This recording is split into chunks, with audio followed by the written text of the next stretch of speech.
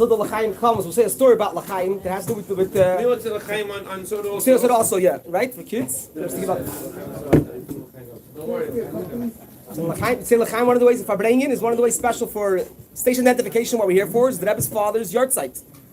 If the Rebbe's father passed away, just a little history, we'll go through a little bit, some stories, and there's our lessons that we can take in our life for us today as well. The Rebbe's father became a Rav in a very famous city, which came later on to be known as the financial hub and the financial capital of Ukraine. Today, Ukraine's in the news. That's where all the banking, all the money is today. Before that, just a story about getting together by a Farbrengen. The Rebbe's father, Rabbi Levin, decided he has to get himself smicha when time came. That he didn't just take smicha only by Chabad Gedolim, but he also went to non-Chabad great rabbis at the time. One of those people he went to, one of those rabbanim, was Rabbi and Spiritual. He traveled to him, and with the time that he came to be, when he told him to be tested by him, he stayed by him for Yom Tiv. It was throughout the time of Sukkot, and in Sukkot, the way the custom was those days, that a person that had the way the custom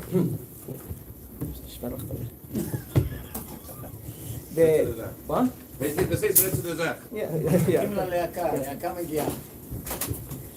The way it was those days, the people, the way they lived, till today you go to Europe and parts that they have apartment buildings on top, and in the middle there's one chutz and there's one open courtyard on the bottom. This, for some reason, that particular year, the community in this complex living all together, they realized that they did not make an Erev, that they should be able to, not an Erev Tavshilin, but here to cook, but this was an Erev that they should be able to all eat, to carry their food down from their apartments down to the open courtyard where the sukkah was. The question came in, which was already Shabbos, it was Shabbos Yom Tiv or Shabbos Chol HaMoed, and they can't make now this Erev now on Shabbos. So the question came out, what could they do? Could they bring their food to the sukkah in the middle? They have to have an Erev Tavshilin. Today it's an Erev chassidus. We know today if a person lives in a building, they have to become part as one community, and they have to put together food or money to be able to make it. It can only be made before Shabbos. And now they came to the Rav of the city, they came to the Rabbi and Spiritual to ask him, what's the din? Could they eat in the sukkah? And at that time, the Rabbi Levin was trying to get his smicha from this great Rav. So the Rav, Rabbi and Spiritual, turns to Rabbi Levin and tells him, "Nu, what do you say? What do you say on such a type of question?" So on the spot, without thinking, right away, he already had it, I guess, in his mind beforehand, he said that the Erev alone, the sukkah alone, the sukkah alone, that everyone's sitting together in this same sukkah is ma'ariv, brings everybody together. And you don't need to have that everybody should give a piece of food beforehand in order that they should be able to be one community. So the fact alone that they're all sitting in a sukkah together, that's ma'ariv, that brings everybody together, and you don't have to actually bring up things. Reb Chaim loved the idea. He was amazed by this brilliance and genius way of thinking. And he agreed to the halacha and he said that's the halacha. And he said you don't have to make an aid of that. For that it was an emergency case. And he said he accepted it.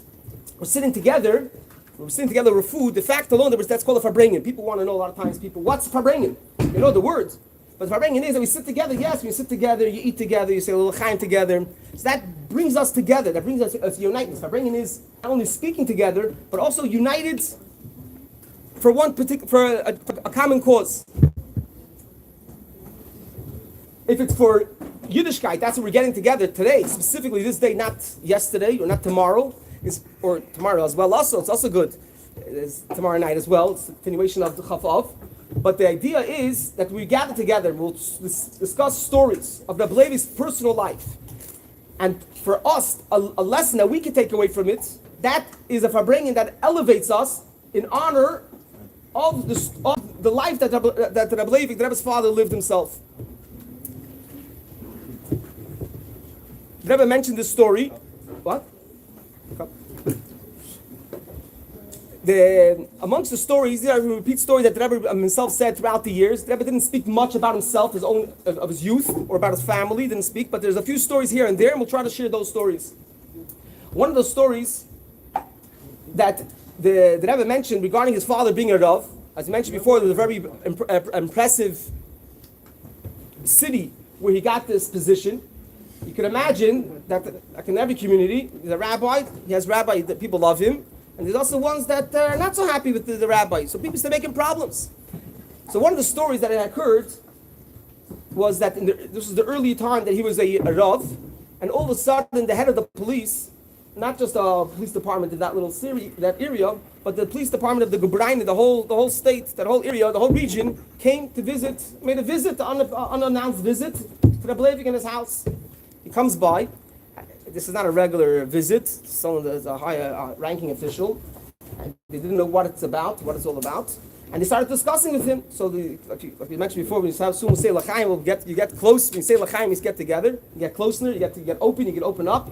You can become comfortable. You don't have to have the boundaries that we all put upon ourselves, that we cover ourselves up with. And the Rabbi Levin, they sat over there together, and the Rabbi Levin gave this person, this police person, he gave him some l'chaim to drink as well. While he was there for a while, and he asked him, what are you here for? What do you come to check out? So he said that there's a accusation against you that you're now a new young rabbi, and it doesn't befit, it's not fitting that a rabbi of such the head rabbi of the whole city, of a great city like this, should have a rabbi that's a drunk. We got reports that you're a drunk, and we came to check out. So Rabbi Levin was thinking, what's going on?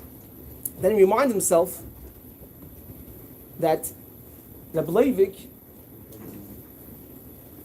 had a Farbrengen on Yutas Kislev, or it was Purim, and the way the custom was in Russia those days, that when they would say l'chaim, and they would Farbreng, and would get later into the night, they would take off the outer jacket, and they'll go for a likud, they go for a utensil. Here, Baruch Hashem, in California, we have good air conditioning, so even if it could be good for bringing, you can still sit with your jacket.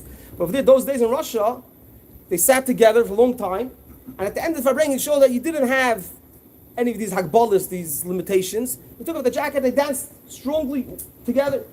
And there was, in this particular Farbrengen, where Rabbi Levin was Farbrengen, there was this one person who, there was this one particular person who didn't feel this feeling of Yutas Kislev, and Rabbi Levin wanted this person also to get involved. He was there for a long time. He sat there, but he sat like a cold fish, like they say, right? Sitting on the side. He wasn't warming himself up. And Rabbi Levin wanted to get him to come into the singing, into the dancing, and to warm himself up. And this guy was out of. So Rabbi Levin was trying to help him to take off his jacket, and this person was trying to help himself to keep his jacket on. So you can imagine what happened. Rabbi Levin was pulling on his. The Rebbe used the word arbel, it's a Yiddish word for a sleeve, and the person was holding on to his jacket. The end was that this person stayed with his jacket, but the Rebbe Levi got his sleeve. So they made a whole thing that's not right. There's a rabbi, he comes here, he gets drunk, and he's ripping people's clothes. This was a story that wasn't Trump charges. They just wanted to come make a visit to see what it is. When they saw this, the head of the police was talking out to Rabbi Levin. He sees what it is. He explained to him, he realized what the story is all about. So he said, okay, it's okay. It was no problem. But before that, the first thing was this head of the police tells Rabbi Levin, tells him 24 hours, you're out of this Gubraina, you're out of this whole region, you're out of here. After he calmed him down and explained to him everything what happened, this same police that came to send him flying, he himself agreed, and he said it was okay. He didn't have to move anywhere. This was all to show the warmth of that Rabbi Levin had, that he didn't just keep it for himself internally. You have Yutas Kislev bringing just a few guys, and you warm yourself up, and you're good. No, but he wanted to make sure there's other people there. And we know by a simcha, a true simcha is, right? You go to a wedding, the person at the Baal Simcha, he's now he's in an elated state, he's happy. He doesn't want to just see that his 5, 6 friends are dancing along with him. He wants to see those people on the side that are cold, they're not warmed up yet. He goes out of his way, and he pulls into the circle that guy that's standing and talking to himself, or talking to another person just playing with his phone, right? You feel your own simcha is lacking if people are not enjoying with your simcha. That's what Farbrengen is. We gather together, not just, okay, it's the in guys, and that's it. Other people should get together. We say l'chaim. We warm ourselves up to something for greater than ourselves. just a little bit the little history of the arrest of Rabbi Levin. The Rebbe's mother, Rebbe Tzachana, came to America after her husband Rabbi Levin passed away. Like 3-4 years later. She lived in Crown Heights for another almost 20 years. And in that time, the Rebbe tried, and the Rebbe asked other people as well, to ask that he should ask by the Rebbe's mother that she should write a diary of the stories that occurred. The Rebbe wanted that his mother should write a diary of everything that transpired with her and Rebbe's father, Rabbi Levin. The Rebbe spoke a lot about how Rebbe Tzachana helped a lot for Rabbi Levin after he was by his arrest, and then he was taken to prison and then finally sent away to his exile far away. She didn't want at the beginning. She says it in the beginning. She says, "I'm not a writer." This is how she writes her diary. She says, "I'm not a writer. I'm not a son of a writer. I'm sorry, not a daughter of a writer. But nevertheless, I was asked by many to write, so I'm going to write, even though it's not my nature." And she begins. This is how she begins her diary. She writes her stories of what happened to her throughout the life when she was in Russia, and the rest. So regarding the rest, she says as follows: what happened to the Levin when this was already in the 20s? The communists took over, and they didn't want too much of the Jewish people to be strong, or any religion. They wanted just the communism should be strong. So anything that was anti-communism, they put a lot of pressure on the rabbis. They took away their salaries. They took away their synagogues. They locked them up. Many issues like that. Recently, just a personal story, if I could veer off a second, there was a new document that came out from Israel that I saw, that there was the chief rabbi of at that time was called Palestine, 1939, wrote to the minister in England from Russia, the ambassador, to let out a list of 120 rabbis who were arrested and put false charges on, and they're sitting in jail in Russia for reasons that are not anti-communist, anti-government. And he writes there the list. He says many people maybe not even alive. Many of those people, I don't even know where they are. But he gave them a list that he wanted them, they should release them right away, put strong pressure. And one of those people, I was going looking through, it was all written in Russian. I put it today's chat GPT, took the picture in, and I saw one of those people happened to be my great-grandfather. He wasn't a Chabad chassid, wasn't a Chabad rabbi. But nevertheless, he was one of those rabbis that was in a small city, in Uzdot, that he was taken in as a prisoner for being a rabbi in his city. My grandma, I'm here for my grandmother, just bringing out the concept how they wanted to stop all religion that was going on at the time. They closed down the shuls, simply as that. They simply closed down the shuls. They locked up the rabbis, and there's no one to teach further, and there's no next generation. Simple as that. As much of a serious nefesh a person wanted to have, it wasn't possible.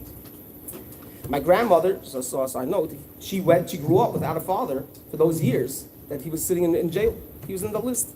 What I'm trying to say it was against all rabbis. And the rabbis were very strong as much as they can, but nevertheless, they took them in. So Rabbi Tzachana writes in the diary regarding her father, regarding Rabbi Levin, that they came into his house in the middle of the night, 4 guards, armed guards, all corners of the doors, from all entrance and exit ways, that no one should be able to run out. And they made a chipus, they made a search throughout the entire house, and they went through all the documents, they took everything, all the svarim, everything they had, and after 3 hours, at 6 o'clock in the morning, 6 a.m., they finally went, they took Rabbi Levin away to prison. From those things, a side note, from those things that they took from the Rabbi Levin, till today, we don't have, and Rebbe was very saddened about it, and tried very hard, in different ways, to try to retrieve, to be able to find from those writings that the Rabbi Levin wrote of his Torah, when they took it, what they stole from him from that night.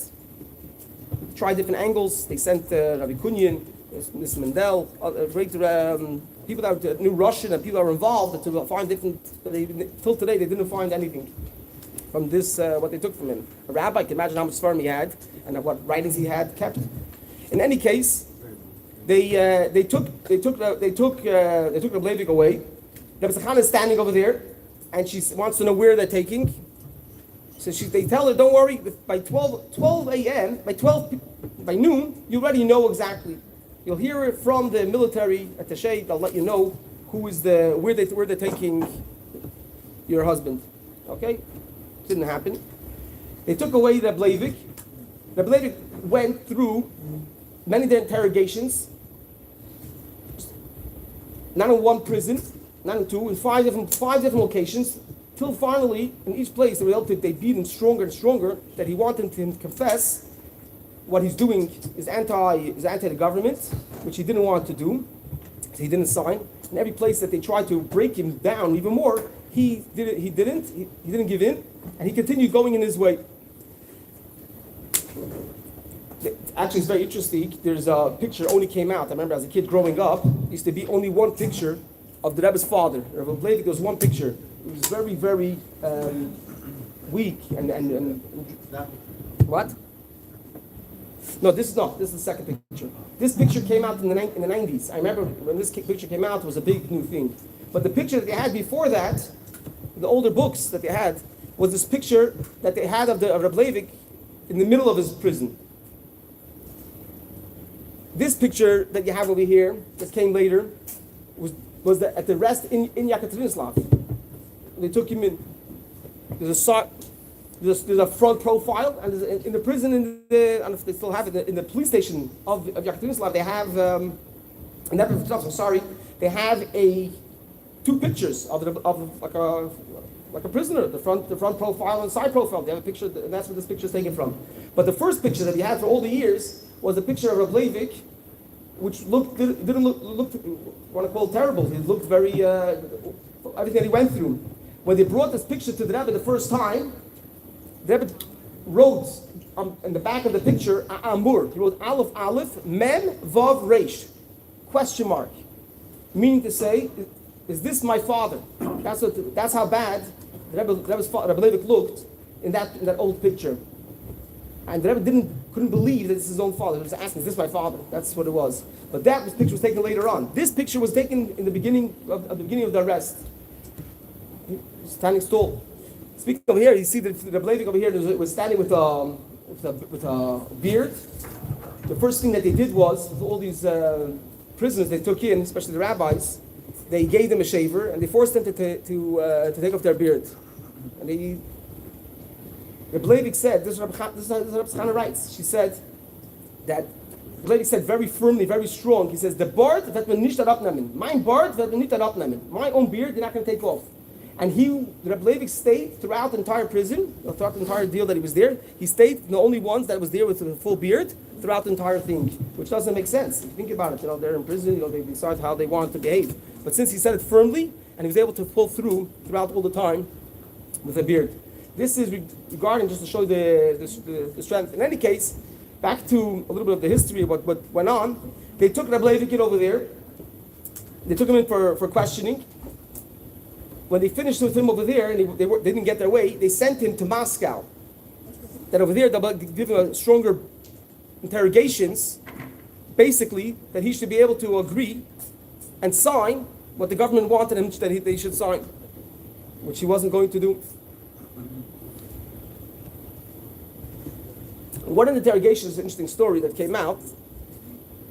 They a little before that, Rabbi Levi got up, and in the shul, they knew what was coming for them, and he spoke to all the community people very strong, saying as follows: that you guys have to know that we're Jews, we have Emunah, we believe in God, and it's come the time that they made a file. Just go to every person in the building. You have to know your name, the census, who you are, how many kids, ages, if you're a believer, what do you believe in, communism or something else.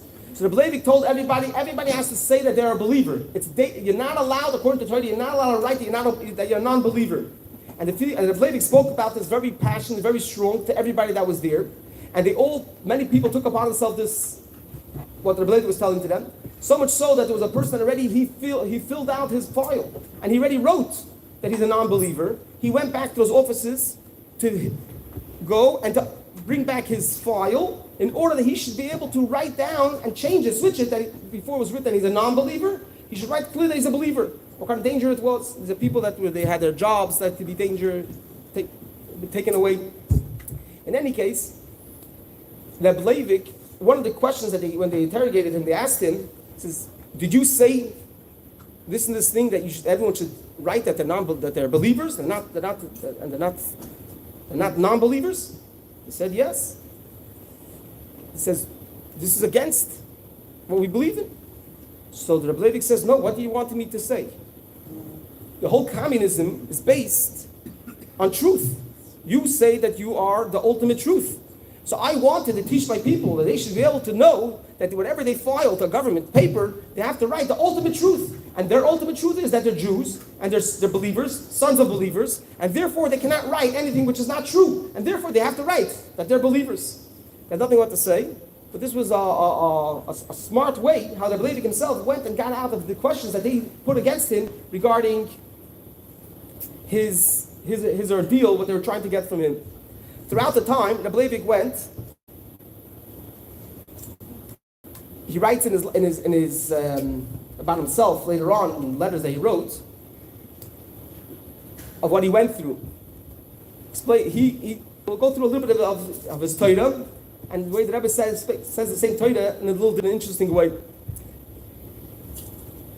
The Rabbi Levin, his name was Levi Yitzchak. So Levi, why was Levi called Levi? He said because when he was given birth, his mother gave him Levi. He says, "Hapam Yelava Ishi Elai." Now I'll be connected. Yelava, come close. Ishi, my husband, Elai to me.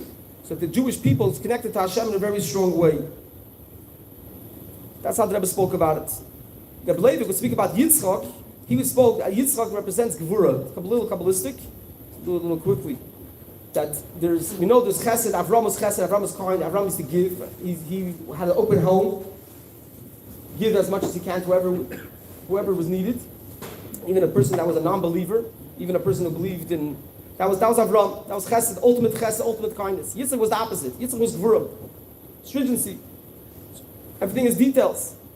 You deserve, you get. You don't deserve, you don't get.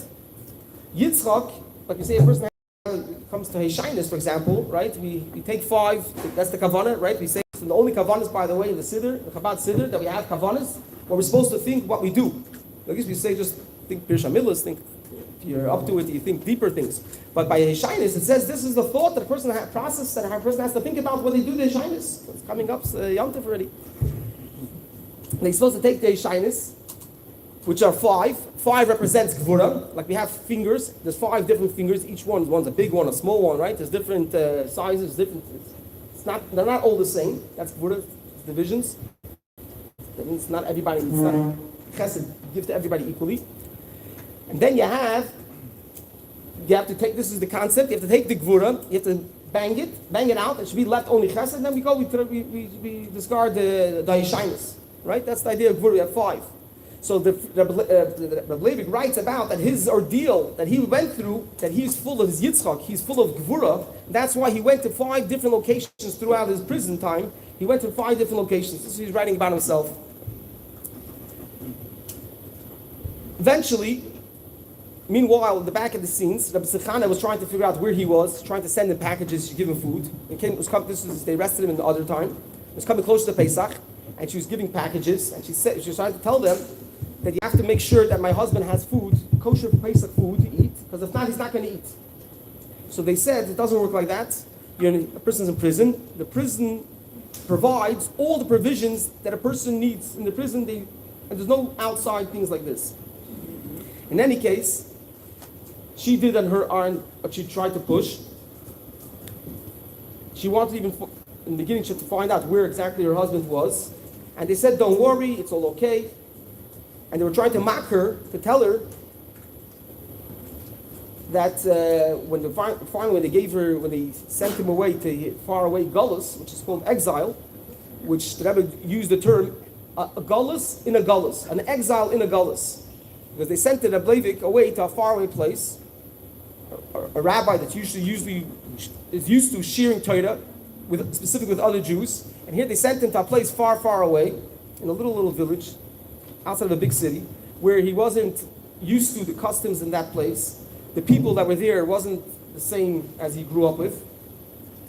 And he wasn't able to share any Torah with anybody. So and the hardship that it was unbelievable. So when they sent the Reb Leivik there, Reb Zachan already knew about it. And she came, they told her who it was, that where he's going. So they said, don't worry. They were trying to continue mocking with it. And Reb Zachan is saying, don't worry, they didn't take away his citizenship. He just has to move. He doesn't have to live here. He lives somewhere else. And over there, he can still vote. He even has now. He didn't lose his citizenship. He has even the opportunity to vote. This is what they're trying to make fun of the Bleivik's prison that he was over there. When the Rebbe would always speak about his father and his passing, he says that according to nature, the reality of it is he lived very young. He was healthy. He was healthy before, and everything was okay. The only reason that he passed away so young was simply because of the imprisonment that they put the Bleidik over here in prison. Not just a regular prison; it was a faraway place. The bugs, Rav Sechana writes in detail. You read the diaries. What? The mosquitoes that was terrible that was around. That was there, a small little place, and he wasn't able to get food. She writes there. A small story talking about Farbrengen. Another story of Farbrengen. She says that Bleidik was a chassid from the Rebbe Rashab. It came Beis Nissen, and the Bleidik turns to Rabbi Zachan and says that it's Beis Nissen, you can't Farbrengen. There's no one to Farbrengen with. There's no one to share Torah thoughts. There's no one here. There's no one even here. We don't even have pen and paper. Even my thoughts, I can't put down onto pen and paper. All my thoughts that I want to share, at least to put on paper, that else I don't have. And she saw, Rabbi Zachan says, she saw that her husband, Rabbi Leivik, went at that moment, and he put himself into a mode of thinking, and like that he sat there for a while. And that's how he said, that was his Farbrengen, how he connected to his Rebbe, to the Rebbe Rashab, at that time in Beis Nissen when he couldn't do anything else. Throughout the time that the Rebbe was there, Rebbe Zachan tried, that's what she traveled very, very far. And they would spoke about it. Whenever they would speak about his father and his mother, they would even the Torah that the Rebbe eventually wrote, he would always mention a few stories from his mother. How she went specifically, she didn't have to go far out. She could have been comfortable where she was, but she traveled far out, all for one purpose, that it should be easier in any way possible that she could be able to provide, that the lady should have it one iota, one drop easier, lighter, the sentence that he was staying out throughout all that time over there.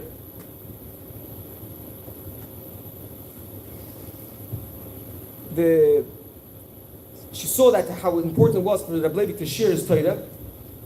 So she was able to get, there was no paper, there was no ink. As a kid, I remember this is one of the stories, they repeated the story many, many times and spoke it even to children. There's two stories, we'll say another story soon, of the other story that Rebbe spoke in detail of his father's Mesiras Nefesh at the time in Ukraine. The Rebbe's mother came there and saw that she didn't have what to write.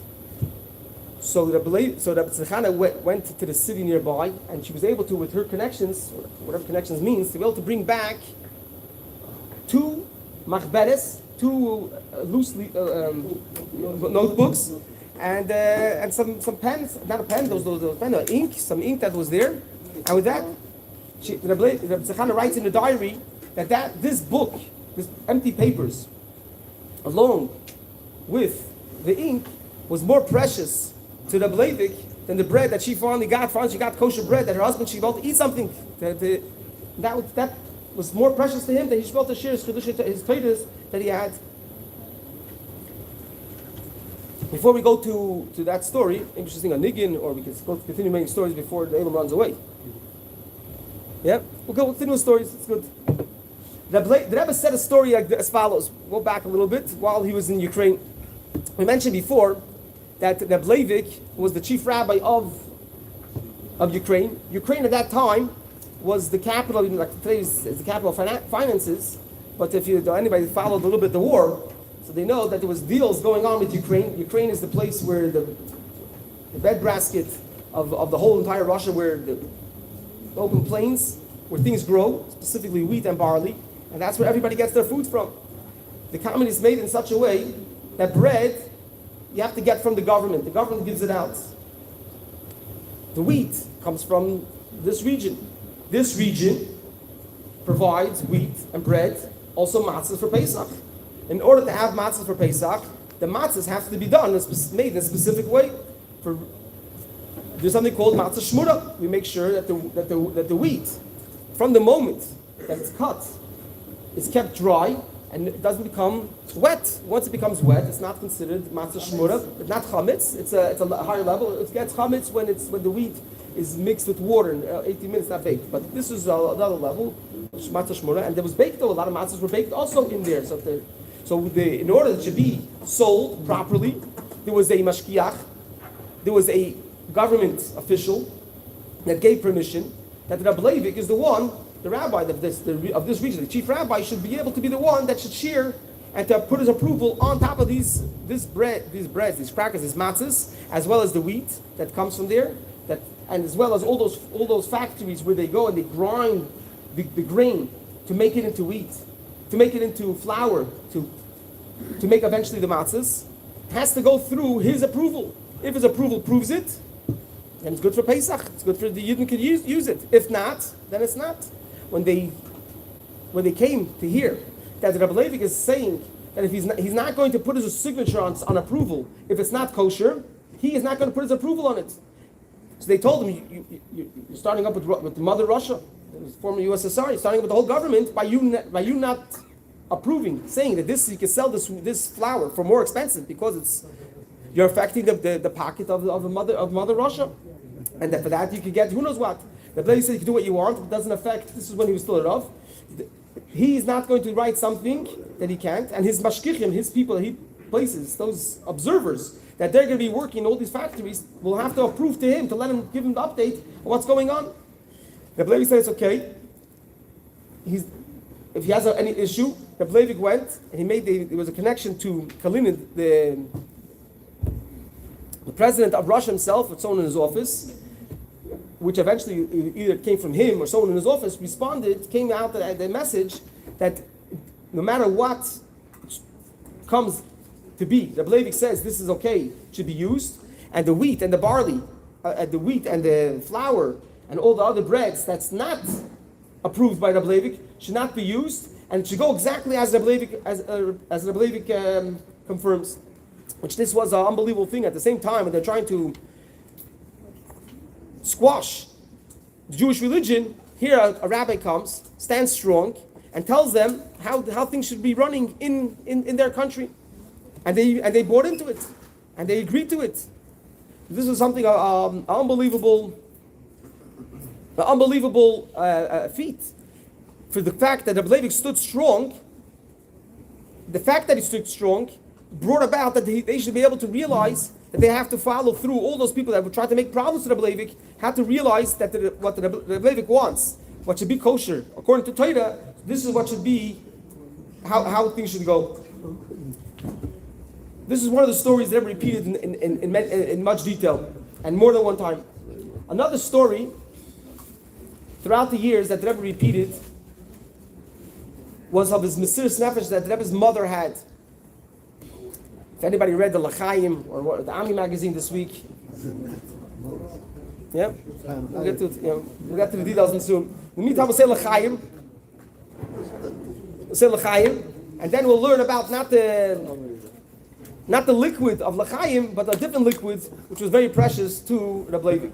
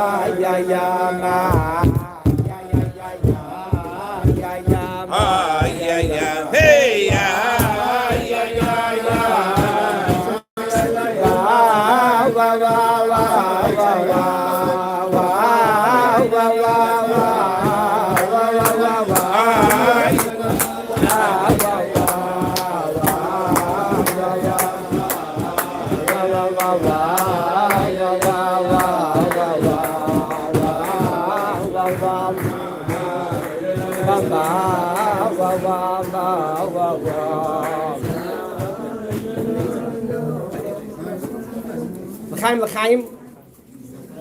A little bit, it's also good to say l'chaim to the person next to you. Could be on Sorrow also. But then we came to Gan Yisrael, New York, back in the day. Rabbi, yeah. Okay, yeah, thank you. Exhibit A. This is Kut Levi Yitzchak. This we'll get to the story in a minute of the torah that he wrote, and eventually was printed into in the Kut Levi Yitzchak. We'll get to it soon. Yeah, thank you. Oh. Yeah. Yeah, the picture is there. Oh, the picture's there, and there's also the writing. Yeah. Yeah. Oh, thank you. I appreciate it. Oh, here's the picture of the Rabbi Levin that we had all along. The first picture. Thank you. Yes. Of Rabbi Levin, how he looked, that we had for all the years throughout the time. This is yeah. This is just in sand. This is yeah. I just want to say something. Rabbi Levin's part, when Rabbi Baruch has a very holy mezuzah in her house, and her mezuzah is protecting him in the jail because he can write more and more Kabbalah. Wow. He has a very special mezuzah. Thank you for sharing. You talk about writing. You talk about special mezuzah that's written. So we'll talk about a little bit of the writing. We mentioned before that Rabbi Levi had very great pain that he wasn't able to share his Torah. They didn't. We mentioned before he didn't have paper, but what he did have was. It's like you go to on vacation. When a person goes on vacation, you take how much you take along with you in your bags. Every person, they'll take only a limited amount of they're allowed to take. But Rabbi Levi took with him his siddur.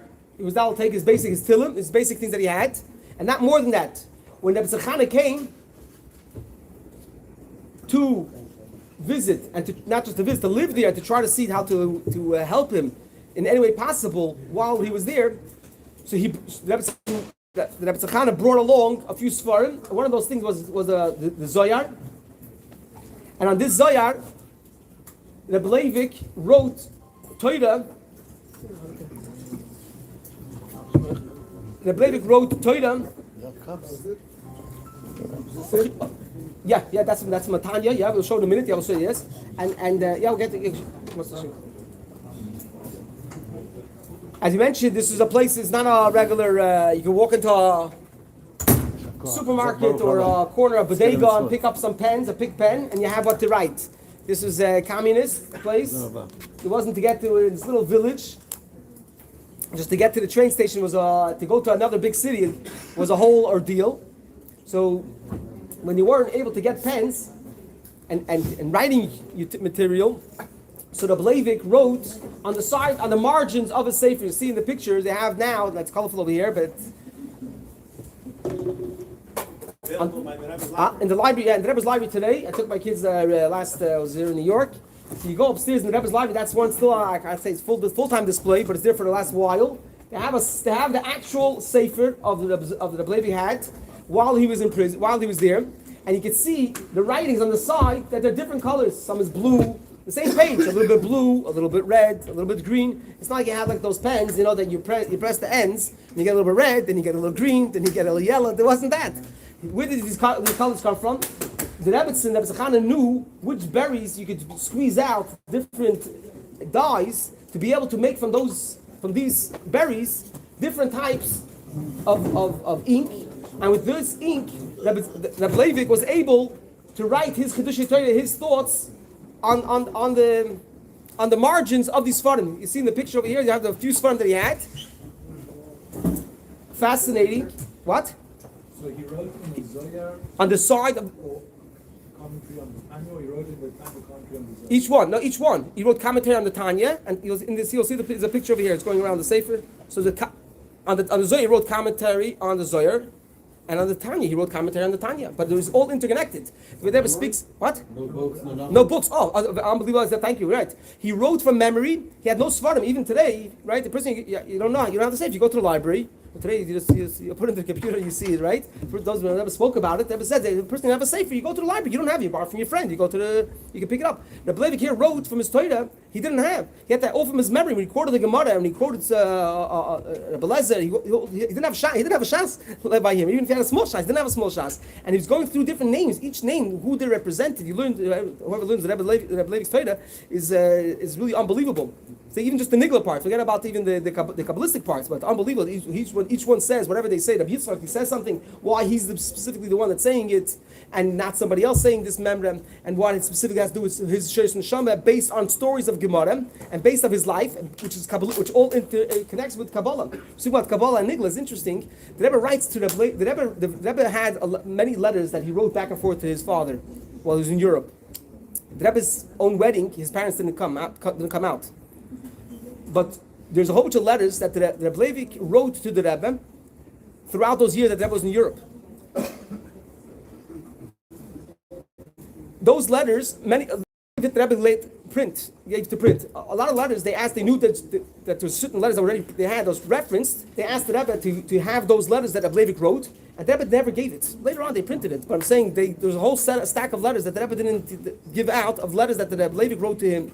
In any case, on those letters, the Rebbe Levi writes to the Rebbe, says, I appreciate what you write, I agree, very, very good, but you have to use this, you're writing in the letters the Torahs that the Rebbe is writing to his father, the Rebbe says it has to be established, it has to be founded on Kabbalah, not on Zohar and Kabbalah. Not only learning the Torah as is, because the more founded it is, that it has the foundation standing on Kabbalah, then when you have it in Torah, it comes out in the Nikla, the revealed part of Torah, it's stronger and greater. And the Rebbe is pushing, so to speak, on the Rebbe that when he writes the Torah, he should put in as well a lot of Kabbalah. It should be founded on Kabbalah as well. It should fit with Kabbalah. And if not, it doesn't say if not, but he pushes in as this way.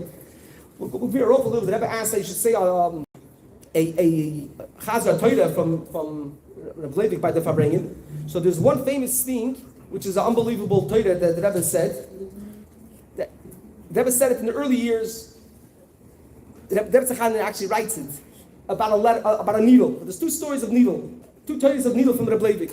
There's one needle, come to Farbrengen many times. She said by Farbrengen, it's still later on. People warm up a little bit, and you feel, like we mentioned, the barriers fall off. You're not so careful what we say sometimes. After l'chaim, someone gives it's called a shtech. You give a little poke to somebody else.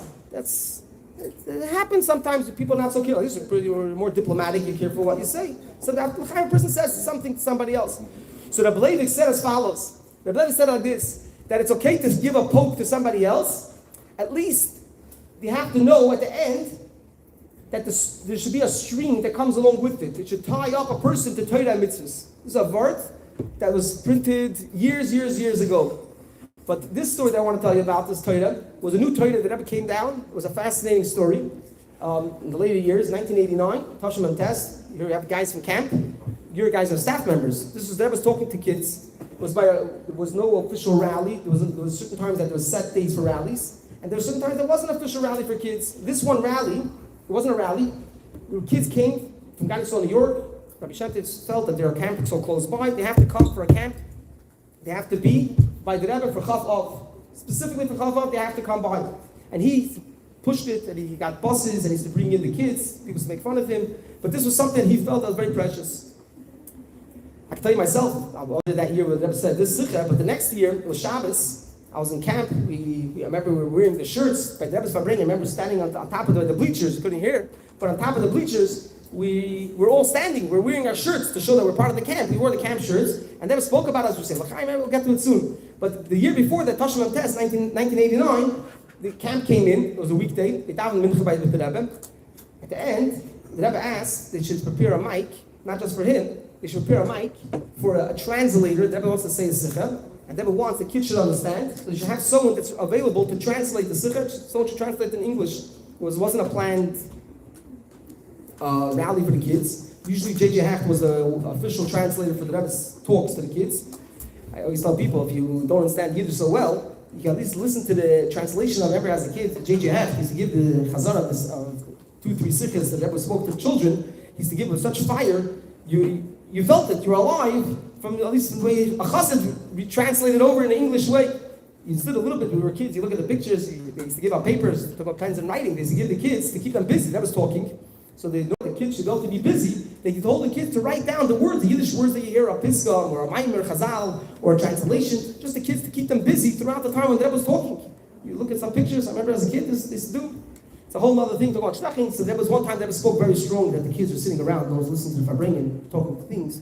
How is it the kids sitting over here and not listening to the Torah that we're saying, such amazing Torah? That's what the Rebbe spoke once, very strong to the kids. And the next time the Rebbe gave it over to the staff, that the staff are not taking care of the kids the way they're supposed to. Okay, we'll leave it for another time, a little later. But I'm talking about the shtech. But back to the Torah here that the Rebbe said over here at this time. The Rebbe said, explained a certain Mishnah, the customary is to say, before we say Kaddish, not we, a person says Kaddish by Kaddish Rabbanon, by novel, so they say the last Mishnah of Mikvois. Last few Mishnahs, one of the Mishnahs that it says over there, it says, and Rebbe quoted this Mishnah, gave the Kiddush of his father, and added on to it, and said as follows. The Mishnah says like this, Machat, the person has a little, Machat is a needle, Shehinusun al Gabai, Mailus Amaira, it's laying on top of one of the top steps of the mikveh. Okay. What? Okay, right? No, but there's water. He wants to toilet. So now it's in a maida, but it's on top of the top step in the cave where the water is. There's the needle is laying in the top step.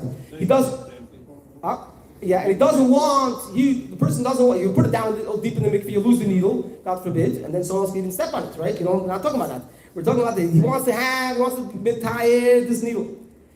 He wants to use this needle for davar kedusha. So he has to put it in the mikveh. He has to toivel it. The way it becomes kosher, to go to the mikveh, you have to go a full dunk. Then nothing should be above it. It should be fully encompassed by the waters all around.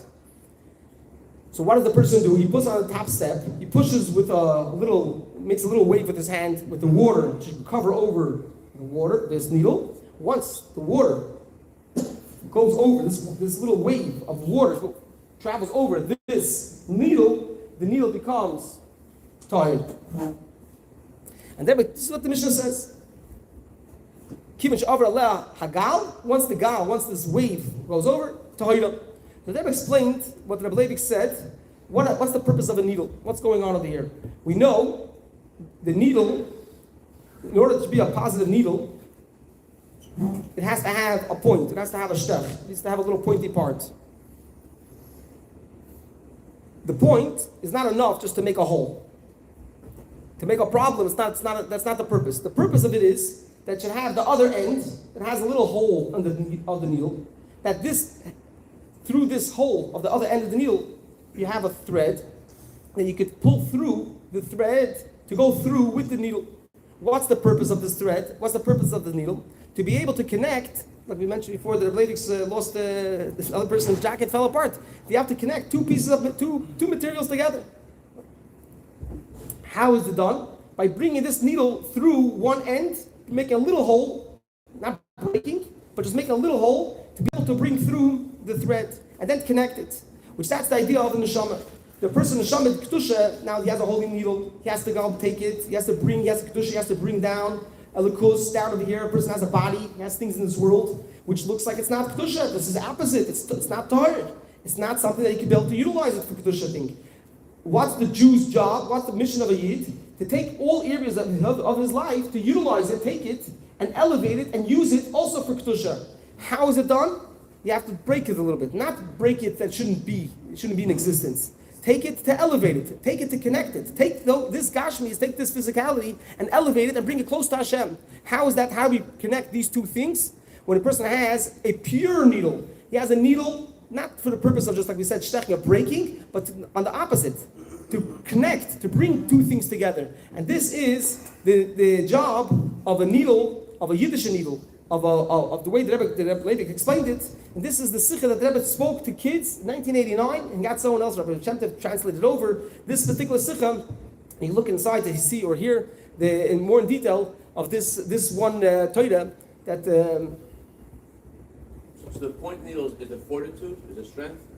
So you have to have the spitz. You have to be strong, because if you can have a big thing, it's not going to go through the material. You have to have something which is techedik. You have to have pointy thing. You have to be strong. You're not worried, but for the purpose of not just to break everything, to go through, to be able to bring down elikus in these physical things, in physicality. And what's the hole? What's the hole? In Gashmis, to bring that kedusha through, you have to break the physical. Yes, you eat. Yes, you have to. There's involvement. You have to be involved with this world. We're not angels that doesn't have to be involved. We have to break the Gashmis. To break through, you have to make a little hole to go through. But the breaking through is not for the purpose of breaking it down. No eating and no taking care of yourself and then flying high. No, we have to be in this world, involved with this world. All those things that we do for the purpose of Hashem, to serve Hashem. This is what. What's the hole at the top of the other hole is we put the needle. The thread. You can put the thread. What is the symbolism of that? It's pulling through to connect. You need to have something to connect. That's thread. Why do you need the hole? If without the hole, you have to have a person has a little bit bittul as well on his own end. In order to be able to bring in. The hole is bittul, no? The hole is bittul, and the spitz is strong. It's being strong what it is. To be able to push through. What is it? Thread is not there now. No, there's speaking of the Torah Avodah. He goes through a few. He throws a few lines there of what it is in every area. A person has the mitzvahs. A person has to do involve the mitzvahs. You bring your mitzvahs in the I'm world. so happy you skipped the wave, because the wave sounds painful. You know what the wave is? No? The Rebbe said that you can get involved in the world, they can get punished, they can get hurt, they can get unclean. And Hashem throws a little wave of worries, and that purifies. Just one little wave, and that's enough. Yeah. And then he says, where's the come about? That takes a practical. That's talking to kids here. And that's the Rebbe says, talk about every person in their own example in their own life. When a person goes, they make a bracha shahakol before they eat something and take a good fruit. They're making a bracha on it. That particular thing, that is the connection that they're taking. Yes, it's physical. I'm using it for myself. No. Before you actually make it and before you actually take it to have enjoyment for yourself, you're breaking this world by bringing about kedusha. How you bring about kedusha? By you saying Baruch Atah Hashem, thank Hashem for giving you shahakol nivud, that everything was made with God's words. And now I can have to quench my thirst by drinking this water that's giving me now this strength. So this was one Torah that the Rebbe shared with the kids on this day of his father. They say, I heard later that someone sent to the Rebbe recently. He was by somewhere, a chassid, and he heard this word from somebody, and he sent it in right away. And right away after that, very very short later, the Rebbe went and shared this Torah to the kids. This is what they say. Back to the Torah that we said, this is the Torah that the Rebbe repeated. You don't find it in his writings. As we said before, the amount of his writings was lost. Most of his writing was lost. You can just imagine. The Rebbe, it's a fascinating story. We said before that the ink that the Rebbe Levin Torah was written with ink that was made from the berries. That the Rebbe Tzachana knew. That's right. So she knew which berries, which type of things you could be able to make, different things, dyes that could be able to last, not just a one-time thing. And that's why we have this Torah. Interesting story. What happened was after the Rebbe Levin passed away, They brought him to Al-Matah. He was further away. He wasn't in Al-Matah. They bring him to the city to be buried. It's a whole story for itself. And then eventually the Zechana came along with other chassidim to be able to go over the border and come out. So the Zechana took a few of the things that Rabbi Levin had. And one of those things that she took was the Zohar. Instead of Zohar, I think 3 volumes that it was. And the Tanya. And she brought it with her to Moscow, but she knew that she's going to go over the border. It's too dangerous for her to take it. She'll put it by a chassid that she trusts, and when the time comes, they'll give it back in the right time. To give it back to the right place that should be done. Should be dealt with the correct way. Eventually, we know that it was printed. What the story was, a fascinating story. It's a little bit, you call it Israeli story, so it's interesting back end story. It was laying in Moscow for many, many years. It never came out. The Zechana lived in America. She came out. She crossed over safely into Pucking. She came out of Russia on a false passport as a Polish person. She came into Poland and came eventually to France. In France, the Rebbe flew out to greet his mother in 1947 to visit his mother and bring her back by ship to New York. She came to America. She lived till 1964. Above Tishrei, she passed away. A few years later, after that, there's a chassid in Eretz Yisrael knew that there was different people traveling to Eretz Yisrael, to Russia, and this Rabbi Altis sent this person. His name was Moshe Shuf from another country. He knew that he was traveling to, I think on the Canadian passport, he was traveling to Russia. To see if it's possible for him to pick up this package of these svarim that the Zechana left by a specific individual, to please take it, and you do a very big favor if you be able to accomplish this mission. What was it? To pick up these books, bring it from this specific chassid, and drop it off by the Israeli embassy, and the Israeli embassy will know what to do with it. He only got one code that who has to meet. A lot of Jews in Russia, in Moscow. They told him, you go to Medina Russia, Shul, and over there there's a person, his name is Rabbi Binyamin. You go there and ask for Rabbi Binyamin, and when you meet him, ask him for the svarim that you want to have the svarim back, the package of the svarim back. He comes to Shul, this Moshe Shul, and he asks around, where's Rabbi Binyamin? There's no Binyamin. There's no Binyamin here. But they say, just make sure you come tomorrow again. The next day he comes, he's in Shul, the guy calls him over, he says, are you looking for Binyamin? Das bin ich. Come with me. He brought him down in the Shul, he brought him down to the basement, he brought him to the bathroom, and he told him as follows, he said, it's dangerous. It's low to noisy. Guys, please, conversations outside. Shh. He told this person, he says, it's too dangerous for me to talk to you over here. I'll just tell you what's going to happen. They can't really see me talking to you. I do have the svarim. In order for you to get the svarim, they cannot be seen that I'm giving it to you. It's dangerous for me and for you. And the mission will fall apart. What we're going to do is, I tell you, there's a certain public bathroom that's close to the Israeli embassy. You'll see me there. I'm going to go into the bathroom. You'll follow me. And in there you'll retrieve it. Don't worry, I wrapped it up, the svarim in the kiss. It's a package within the package. And you'll be able to retrieve it. I'm going to go into the bathroom, you go after it. Then right after you take it right away to the Israeli embassy. It's okay because the package is in a package. But yeah, it's wrapped up. So this is what this is how they made up. Even though they knew that these are foreigners, they always have a Russian spy, someone else following all foreigners, who they're talking to and what's going on. Nevertheless, they did that as planned, and they traveled. And they went to the place. They came to the place, and he sees this other chassid, this Binyamin. He goes into the bathroom. He leaves. He made sure to be the next one in line, and he takes the bathroom space after him. And sure, if he finds it in the bottom of there, it's this package. He takes it. He puts it into his bag. And he walks out, even though he knows someone's following behind him, and he goes straight into the Israeli embassy. And over there, he dropped it off, and they put it into a diplomatic pouch that when the diplomats leave, the governments don't, from one government to another government, they don't look into the packages of the Israeli, of any ambassador, and that's how it came to Eretz Yisrael. When it came to Eretz Yisrael, now it's in Israeli hands. So they did it. This is how they write it. It's interesting. They wanted that the Rebbe should write a proclamation specifically for the Israeli government for the behalf that they brought out this Svarim. You can see it on the internet, but this is the story that's written. So this Moshe Shul said that's not going to happen. If that's the Rebbe didn't want that it came out, what they knew. So he said, if that's going to happen, we're going to go to the Supreme Court, and everyone's going to know what you're doing, what you're trying to do. Right away, they backed off, and they released it.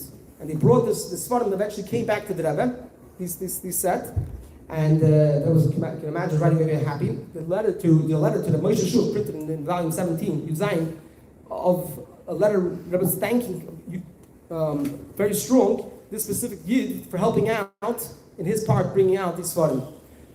Just to show the chassidus, the preciousness that the Rebbe has, these Svarim, eventually, the Rebbe, from then on, every single shabbos by Farbrengen, there was an order. The Rebbe used to Farbrengen. There was used to speak on Rashi Sikha. The beginning was just after his mother passed away. The Rebbe used to speak the first and last Rashi, a new novelty ways of how to look at Rashi. The way the Rebbe taught the people how you learn Rashi. Every detail, why he quotes a name, why he quotes a source when he doesn't, why the machlok is, why he changes words, unbelievable ways, and many like 10, 15 questions on the same Rashi, and then later on, he'll answer all those questions. Just a side note, it was interesting, there was some days by Farbrengen used to go through questions after questions after questions. There was a youth from England, Zal Jaffe, sometimes they used to ask him during the Farbrengen, what number of questions are we up to in the Rashi? So he used to count, he had to keep track in his mind, in the Sikha, of how many questions there were. But one time he used to always answer in the middle of the Sikha, he told the Rebbe, 11, 12. One time it was like so many, the Rebbe turned to him, he was like a man that spoke his mind. The Rebbe asked him, how many? He says, I don't know, but too much. There's so many questions. That's it. That was the Rebbe's way. They used to go through a thing and ask him many different angles, and there was one answer. You learn Rashi Sikha, it's unbelievable. Even if you take just 2-3 questions, they say, that question I should have thought up myself. That's a question, it's a simple question. Why did the Rebbe change from a Medrash? Why change from Gemara? Why is the lashon different? The order is different. Why brings 2-3 questions? Why 3 answers on the same question? The Rashi answers, and the order. What's Shamikra? Why Targum? All these things. This was how the Rebbe started to teach Torah after his mother, Rebbe Sechana, passed away. The Rebbe started for a full year, every single Shabbos. The Rebbe had a Farbrengen on Shabbos for this. When it came now, after the Rebbe's father's Torah came now back out of Russia, the Rebbe started every. In the 60s. So the Rebbe started to explain one piece of Torah from it was called Levi Yitzchak, a question that the Rebbe Levi asks or answers from just the margins of the Sefer that he had. A question that or a pirush, explanation that he gives, and then the Rebbe will expand, not just repeat what the Rebbe Levi said. The Rebbe will ask questions, answer, and expand on it. Eventually, after it was a full cycle that they went through the entire year, they wrote up the Torah from Rabbi Levi, and they put it into a sefer specifically to Svarim. At that time, now they made it a 5-volume book of the Torahs that the Rebbe explained just on the Torah of the Zohar Pirushim of Rabbi Levi. I don't know if people know this, but it's an interesting thing. As a kid, we used to remember that by the Rebbe's Farbrengen. We'll talk a little bit further of the questions that Rebbe had to his father's Torah. We'll get to it a little soon. So the Bible will sing a l'chaim. We'll say l'chaim to the person next to you, to be able to warm myself up, to learn the Rebbe's Torah, the Rebbe Levi's Torah, to appreciate Torah, and to be able to uplift ourselves through Torah. Like we said before, the Rebbe Levi had his power, that he kept himself strong, was Torah. That's the only thing that gave him chayis, that more than the bread that a person lives on when he eats. So l'chaim. Ey Mosai Kosiman Mikshei Yafutzu Shechachotza Bam Bam Bam Bam Ey Mosai Kosiman Mikshei Yafutzu Shechachotza Hey Mosai Kosiman Mikshei Yafutzu Masai Kasima. Rabbi Moshe. You want some? Huh? Came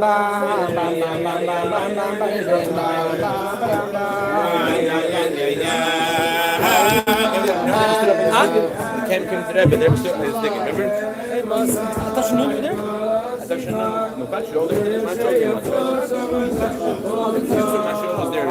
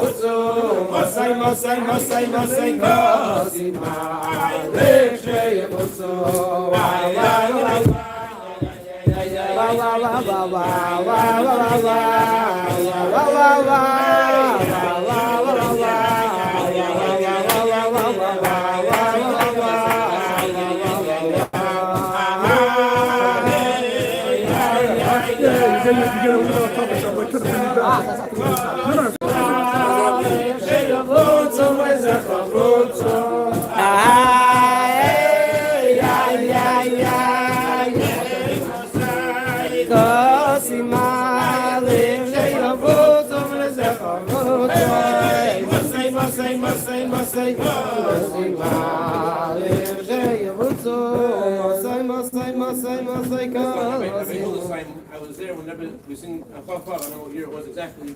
Camp was by the Rebbe, and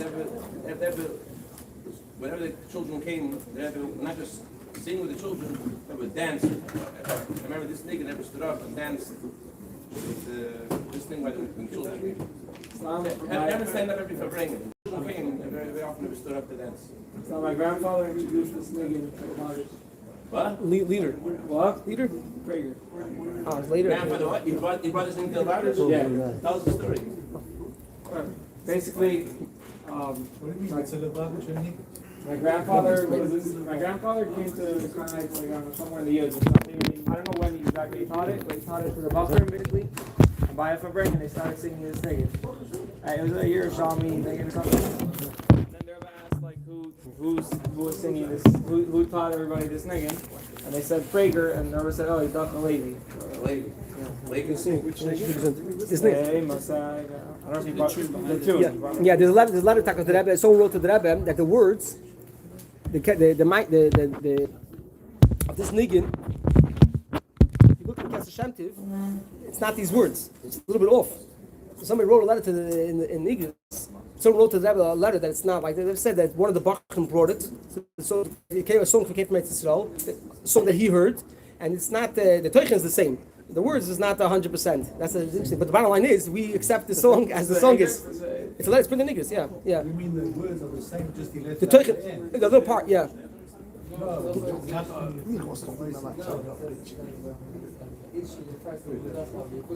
Right, yeah, okay, thank you. What is, say Bekoil. Yeah, so it's a little bit, the lashon is a little bit off, the Teuchen is the same, but it's interesting. We're talking about, so eventually the Sfarim came to the Rebbe. The Chavivas the Rebbe had, the Rebbe used to keep it, I don't know if people know this. On the Rebbe's table, like every Farbrengen, it was laying on the table on the side. They would walk in with the Siddur, but on the side of the Rebbe, B'yam and Klein would bring in two Sfarim. You remember? You put down on the side of Farbrengen, two Sfarim that was laying there the whole time. The Rebbe didn't always use it, didn't look at it, but it was laying on the Rebbe's Farbrengen table was this Sefer of the Bleivik's, once it was printed, the Bleivik's Sfarim was a Sefer, one of the volumes was laying on the table. Oh, the Siddur and that. The Rebbe brought a siddur, but I'm saying that other Sfarim was laying on the side, the Rebbe was laying on the table. Every Farbrengen, every Shabbos Farbrengen. from then on. Yeah. That was Biyam Klein. That was right. One of the secretaries. That was he used to bring down, take it, put it down, take it back later. Saying, well, I don't think he brought just his own feeling that he felt that it should be there. He did it because he was told to bring it. That's a sign of. The Rebbe made for his father instituted different things. One was he made a keren by the Farbrengens at Chof. The Rebbe made a keren to collect funds for Balamdim, the people if they need to have money to a loan, they don't get paid the top salary. So at times they get hard times. So they want a special fund should be made specifically for teachers. Later on, the years later, they instituted something else, which was for it was called Tiferes Sekenu Levi Yitzchak, for elderly people that they on pension or they finished working already. They should have a place to sit and come and learn Torah. You shouldn't have to sit and do nothing to look to find out what to do next. And in many different cities, they started to have like a koilel for elderly people. They come in the midday, not to a little bit in the hours in the morning, a little bit in the evening, to learn to sit and learn Torah. And this was the two institutions that Rebbe made special in the name of his father. There's also a library in Crown Heights that's still active since from those days. It's called Levi Yitzchak Library. It's a library that Rebbe said he's very proud of this library, and he said this is the only place that you could go and you could bring a person to. It's clean, it's nice, it's not wild, and you could how beautiful it is. For the Rebbe, I think his personal appreciation, to show his appreciation to the library, the Rebbe gave his own shas. He gave us his own personal shas to the library to show. They have English books and other books and Svarim, but his personal shas, the Rebbe gave us shas to the library. Never asked us we should donate towards the Levi Farbrengen, right? Donations to Levi Yitzchak. Yeah, to get Levi Yitzchak, this is right. Every institution shouldn't we give stock? Yeah. Sure, Machnesel put something out. I didn't get a text yet today, but I'm sure tomorrow you'll all hear to get the text. Yeah, is still there? I assume if it wasn't taken by now, saying no, there's some safe somewhere. Yeah. That's for the institution. That's to give tzedakah. So the Rebbe wants to shalom shnayis for Farbrengen to give tzedakah in the honor of his father. The Rebbe says, you look at it. It mentioned before. It's very sad that what looks like that he passed away. He passed away young for the fact that he was giving. He had Mesiras Nefesh. How old he was? 66. Yeah. Very young. Yeah. I said, according to nature, he should have lived much longer. So Rebbe said an interesting thing. Rebbe connected it. Rebbe mentioned the story a few times, but here Rebbe mentioned about his own father, that there was a very famous Rav that he was given a reward that he should be able to have the merit that he should be killed at Kiddush Hashem.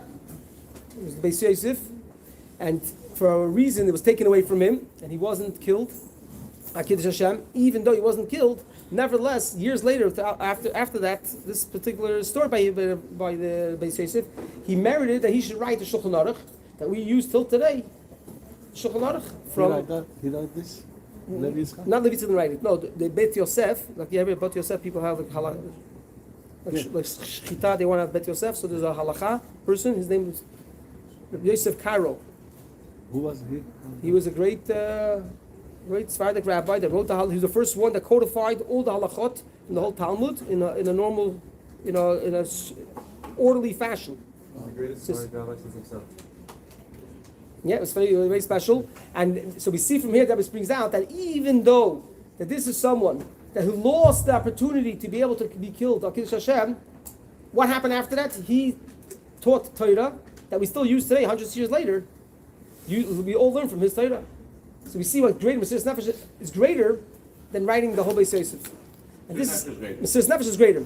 He lost Mesiras Nefesh, even though this person went and wrote. So this is what I said about his father. His father has Mesiras Nefesh that he had to live in such a way, pass away in such a place, no one's around, and what the Rebbe writes it is where he's buried. That the Rebbe still is buried in a very far away place. Speaking about very far away place, there was a specific person. I think two stories about being in Almatah. There was this chassid that had an issue, and he needed a big Yeshua. So the way he wanted to get to leave Russia was that time, So he sent a message to someone in Eretz Yisrael, and Eretz Yisrael will pass on the message to the Rebbe to say this person needs to get out of Russia, and if he's going to put ask for release, exit visa, he'll lose his job, and who says even for sure he's going to be able to even get the visa. On the other hand, he was getting older, and there's other issues that was there, and he had to leave. So he asked by this chassid to ask the Rebbe, what should they do? The Rebbe sent back a message as follows, of a fascinating story. The Rebbe responded, saying that this person should take a picture of the Rebbe, should go to the Rebbe Leivik's. He asked the Rebbe what? Someone asked for someone else, what should they do? They need to come out of Russia.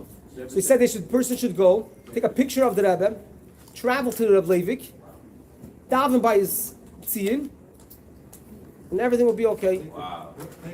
A picture of the Rebbe. You should take a picture of the Rebbe in his pocket, and the Rebbe said he should do that. I don't know why. He should take a picture of himself. Yeah. Take a picture of himself, go to the tziyin of Rebbe Leivik, and daven. The person got this message, so he went, he traveled, and he didn't just go to try to travel. He said he's not going to be this one day, a quick daven and leave. He said he's going to be there for a full week, stay there for a full week. By the time he got back home to his place, he already had in the mail the exit visa that he wanted. So it was a clear, open miracle from the Rebbe and Rebbe Leivik. So this. You say the story about the guy who told the Rebbe Leivik, I'm going to tell your son how to visit you? Another story? No. I think it was the Maitin. He used to take care of the Rebbe Leivik's camper. One day he was like very upset about what was going on in the life of his father. And he came to the Leivik, he said to the Leivik, I'm going to tell your son, how come he doesn't visit you? How come your son doesn't visit you? I promise you. It's a long story, but the end of the story was, he actually, shortly afterwards, through the Rebbe's blessings, he was released from Russia. I came into private line to the Rebbe, and the Rebbe said to him, what about the promise? I can tell you the story, it's a true story. Yeah. But you were saying another story, I No, interrupted you. that's fine. Yeah.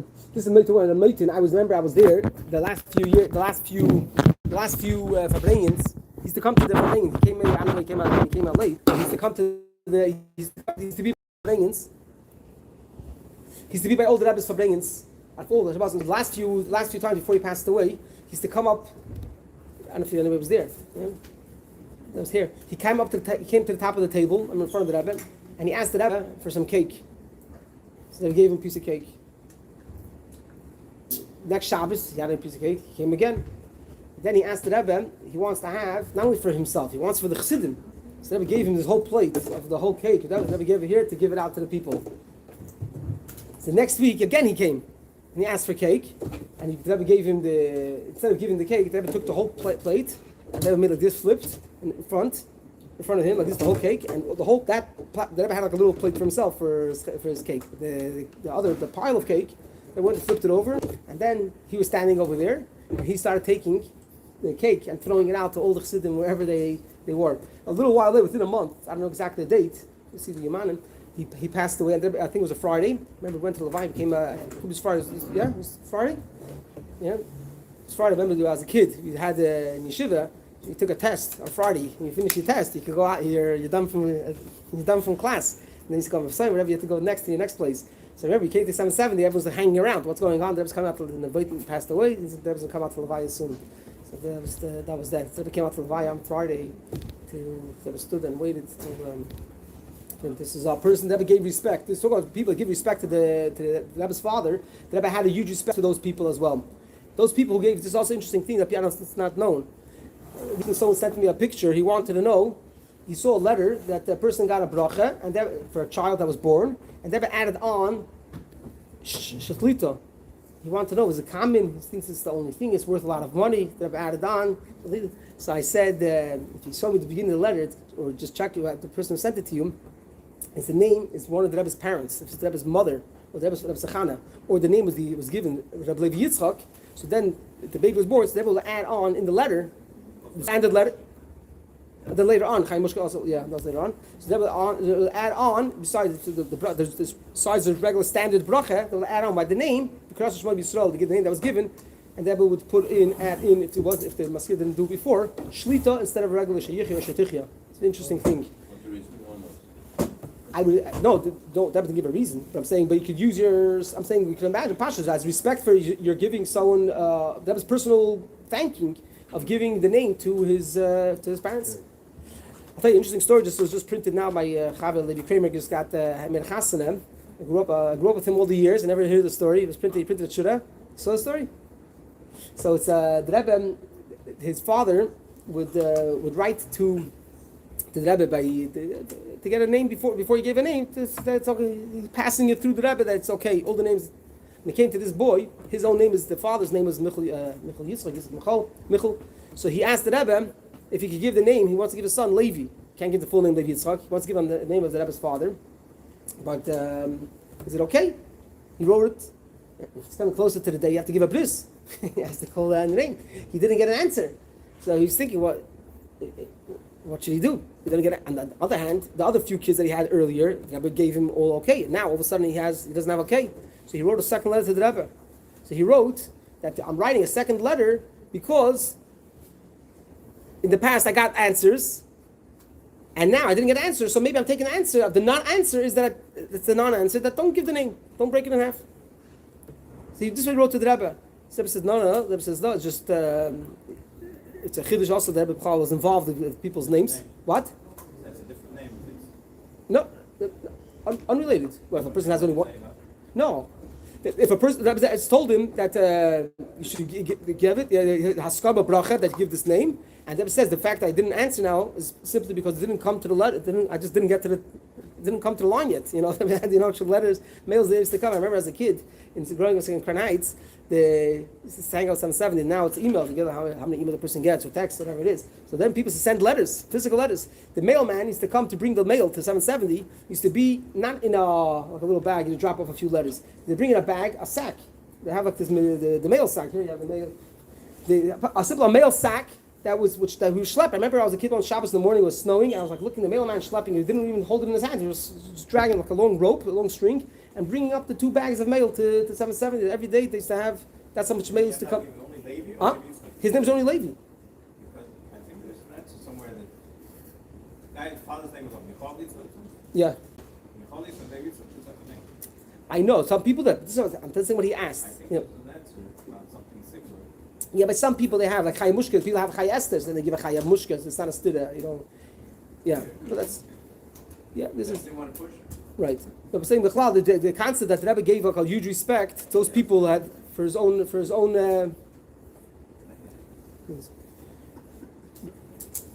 We talk about names and respect. There's if you're off, there's the Rebbe's Baba. The Rebbe had the respect for his Baba. The Rebbe's Baba passed away, and there was no one that took the name Rachel. So the Rebbe asked by a good friend of his, Shliach, the Rebbe asked him, he had a daughter, the Rebbe asked him if he could please give the name for his own Baba, that no one gave the name yet. What? The Rebbe asked by Yitzchak Hecht, in Connecticut, that he should give the name, and he said that his Baba, during the summer times, in the summer, the Rebbe would go to his grandmother to be there for the few weeks there, and she took care of me, she was metapel me, mechanach me. So for sure, you can imagine that he gave the name. So this is something that the Rebbe is talking about regarding names, giving over. This is something that the Rebbe appreciated. What? Yeah. Not sure. No, I'm not sure. I don't know. Back to here, we're talking here about the torahs of the Rebbe's father. So the Rebbe wanted, right? Not just it should be to know the torahs. It should be written. It should be printed. To actually learn it, live with it, give chayis by it, learn it from the Rebbe. Even though we don't, these stories is above our pay grade, so to speak. The Rebbe is a tzaddik. But what does it help for us today? But the reality of it is, when we hear these stories and we live the stories, and it came to us, we could be able to take a little bit, shemetz minei, a little part of it, how we should be able to ourselves be able to live in a little bit above this world, in Galus, in even though the Rebbe said that we're not in any way, thank God, Baruch Hashem, we're living in a free land, not that danger that they had those days to have Mesiras Nefesh in that sense. But since we're living in a free place, we have to have our Mesiras Nefesh to do what the right thing is, and that's considered for us our Mesiras Nefesh. But we take that strength from a person who lived in a life of Mesiras Nefesh, and through that, when we hear those stories, that is his life living through our Mesiras Nefesh that we take, that we behave based on the way that Rabbi Levin behaved, and that is an Aliyah Neshama for Rabbi Levin, and similar to the Mesiras Nefesh like the Beis Yosef could have had. That's how the Rebbe brought it out. Very, very interesting. The Rebbe said also interesting that when the Rebbe that the Mesiras Nefesh, another part that it was hard for him was that he had to, when he was in prison, he had to deal with goyim. Deal with goyim. Says that we don't have. The Rebbe says we don't know today who sat with him in the prisons, who he was there. But the Rebbe says it's no doubt. This Rebbe says it's without a doubt that he was able to affect on every person that he was there to affect them in a positive way, how they should be able to behave in a greater way. So the Rebbe goes to the speaks about in the prisons, right? The Rebbe speaks about in a realistic way. He had to deal with non-Jews. He was a person that wanted to share Torah in general, and here he had to sit with people that didn't understand him. And nevertheless, certainly he was able to dare to pull on him, even some people, even without talking, just the way he behaved. As a Fruma Yid, that way he should be, standing strong, that alone had an effect on them. I believe he writes also about the water that he didn't have, he used it for Mesiras Nefesh. What was the water? That he had Mesiras Nefesh, but instead of using it to drinking water, remember right now that he didn't use it for what? He didn't have water. He used it for. He said, "Baruch Hashem, finally had water." He used it for negavas instead of using it saying for Tara. But the thing, his purity that he had was unbelievable. In the Amud, Rabbi Sachana says that a pillow. He slept somewhere. He says, "What if me to put my halakha cup on this chazash, this pillow?" He didn't sleep. He put his head down. I don't know who's done this before. Huh? How could I put my head where I don't know who put yeah. So this is a person that lived on we're not like that, but at least we hear the stories. It helps us to lift ourselves up a little bit, to be a little bit the night before he passed away, he said, after he gets to the other side, he also asked for water to wash his hands. Yeah, so it's a place where he lived, there was simply no running water. It wasn't like a running place. So a little bit of the Matseva, right? A few stories over there. Mentioned about the caver. So over the time, it was a whole long story. They had to the cemetery where he's buried. It's not only a Jewish cemetery. They had to make a separate spot. What? It's not a Jewish thing. Yeah. So it's a very cemetery. So the Karna Mesiras Nefesh never says that's part of the Mesiras Nefesh that he has. That not only he lived a life of Golus, but he's even buried. He says v'sham l'chasei kavi. That's where he's buried in this type of Golus. They have like a special room. They made a separate patzam. They made the walls. What they made grates. What they did that area. Yeah. They never asked the chassid. No, there's a bunch of Yidden buried there as well. Yeah, all the Yidden at the time, but that in general, the official place. Yeah, but it was also a fascinating story. Mam Shal Mayfis, there also it was falling apart over the years. It was falling apart. It was also dangerous to build. And they never wanted. They should fix it. They should redo the matzeva, the tombstone, the stone what's written there. So over the years, there was until the time of still time of communists, and they got the thing, and they wanted to be a person that's from Shem Shabbos. They couldn't find a person. Finally got a person that got the stone. Not from locally, they had to get from somewhere far away, but then they had to get someone else to be able to chisel it out. Had to be someone, they made sure the guy went to the mikveh beforehand, and he did everything accordingly. They gave us the two answers. No, he was involved with making the walls. He wasn't involved with this story. This is after he left. This is Gedelik. Yeah. So they chiseled out. They got a person that he was from, that he knew how to do it, and he did. When it came the time to, they sent in They got answers. I got a few different answers from the Rebbe what they should do, what they should do. But one thing they didn't. When it came to the end, they didn't know that now they built a new one. What do they do with the old one? What do you do with the old? The old one said, "What do you do? Just throw it out. Put it away." But they know what to do. So they went and they broke it down to they chiseled it up. They broke it down to pieces and they buried it in that spot. Later on. There's a whole story about him that also. Right. Yeah. Oh, yes, some gem. So later on, they came out and they had to answer, and they asked questions what they should do. By the time they got the answers, they already did what they were supposed to. But everything went to itself. So a letter went to somewhere else, and the Rebbe said this is exactly what they should do. So with not even them knowing, they did end up doing exactly what the Rebbe wanted regarding this matzeh. They waited for an answer for like a week, 2 weeks, and they didn't get an answer. Yeah, about different things. Yeah, so they had certain things what they should be doing, how they should be done. And said, this is all. And this Rabbi Noitin, they mentioned before Rabbi Yosef Noitin, he was someone that cared for it. He wanted to go there, have the key or whatever it was. to bring people to make sure everything's appropriate. He took care of Rabbi Levin while he was alive. I think at the end of his life, and then also of the matzeva. This is something that they gave him. For what? From there, brought by Farbrengen from Rabbi Moshe. Yeah. What was the Meister of Rabbi's father? No, he was in general with the matzevis throughout Russia in general. When he was there, he went around to make sure that they're fatsamter, that's it's cornered off in an appropriate way. Should be a gate. They should cut down the bushes over there. There was not enough room. For where? When Rabbi's father went to put the fence or something, there was not enough room to make it. Understood? Yeah. Yeah. Then later on, so when Rebbe did, he did it in the 60s before he came out of Russia. Nachshon went, he did it in the late 80s. So that was he went with Taub. That was like Taub went as a jeweler. What? Yeah, they built then they built a whole oil. They built with brick rooms. They kind of bury him in like a separate area. No, this is communist. You can't do what you want. Even the Rebbe Rashab, right? They had to take him. The Rebbe Rashab that you asked about moving him over, right? So they had to move the Rebbe Rashab. Interesting in the cemetery, they have gates around all the choir. Right. So even the Goyish aquarium, it's separated with Achilla and stuff. You don't need. Yeah, they asked about the Magen David, right? There's a Magen David. Yeah. So this is what everybody does. It shows on Yidden, so they should keep it. They shouldn't change anything as was before. But, speaking.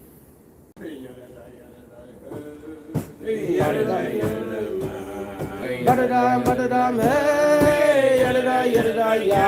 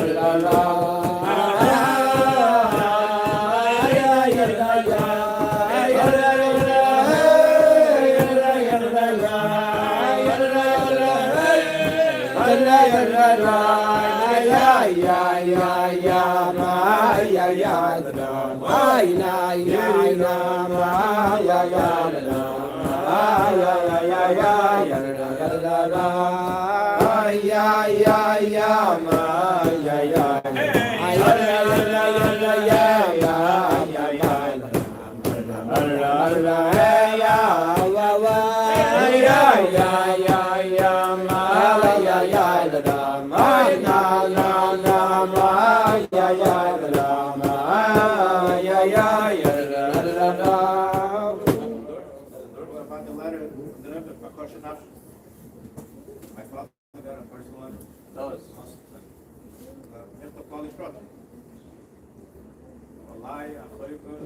That was your father? No, it's the others. I have a copy of the letter. Signed by the Rebbe. Rebbe sent to me. That's your question after. Like as Chus v'Chayva.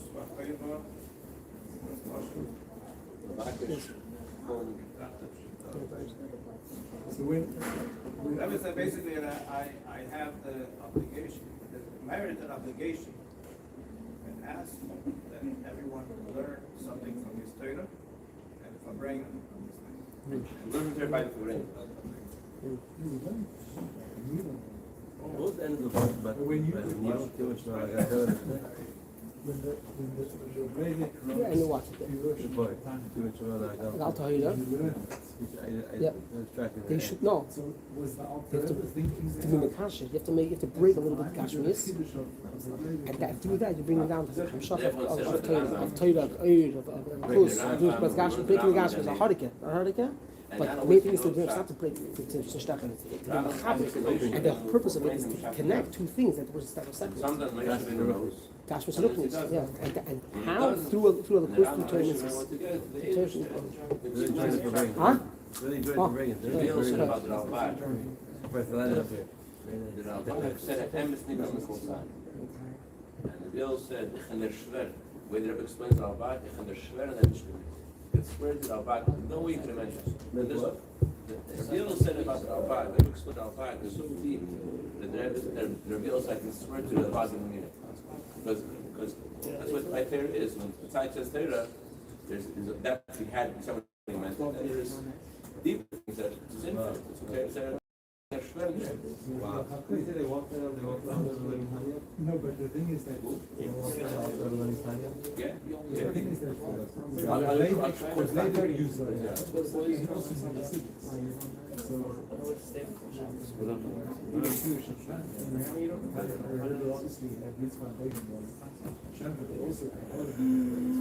kinds of hints.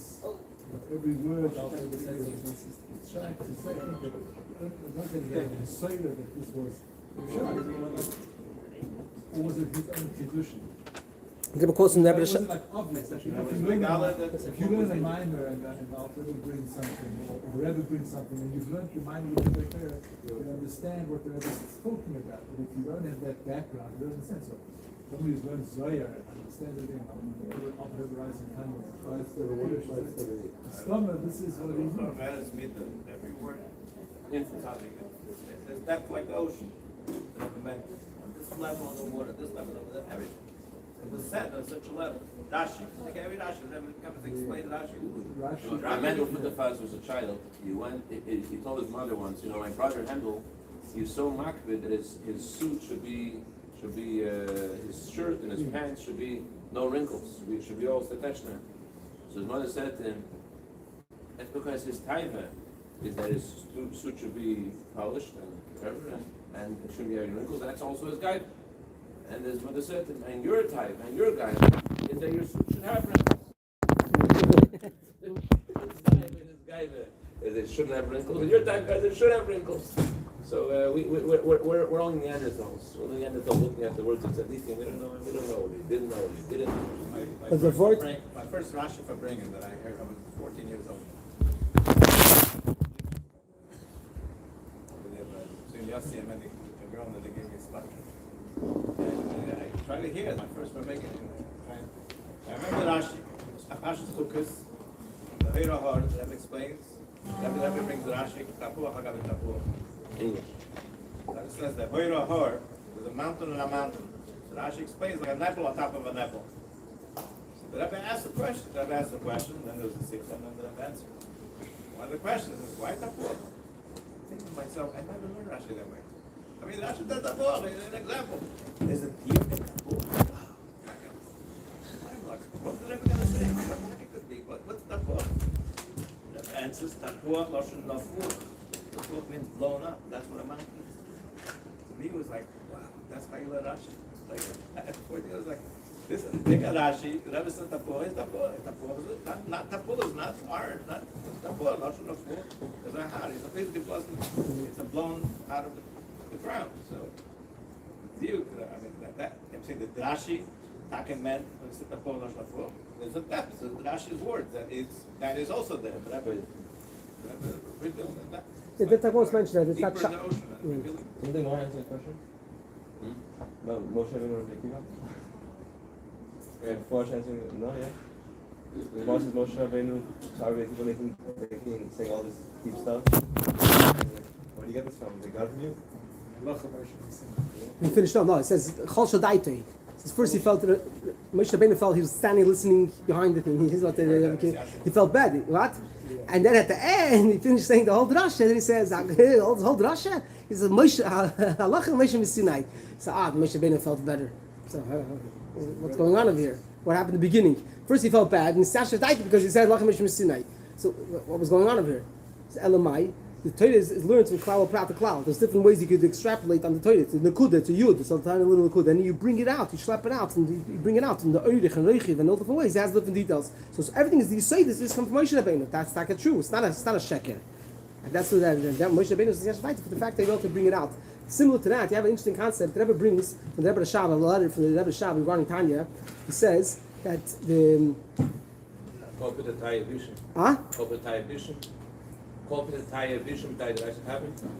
And All conversations are bad. But you talk about Rabbi Veda. yes, that's the Well, Lashon. there it says all conversations are bad, but conversations of Torah are good. Yeah. No, specifically regarding Tanya. So this is called try you don't make pirushim. But if in Tanya, if a person makes a pshat, even though it's Hebachem, it's not the Alter Rebbe meant, it's anything, but it pushes the person to do the right thing, it's good. It's Michael.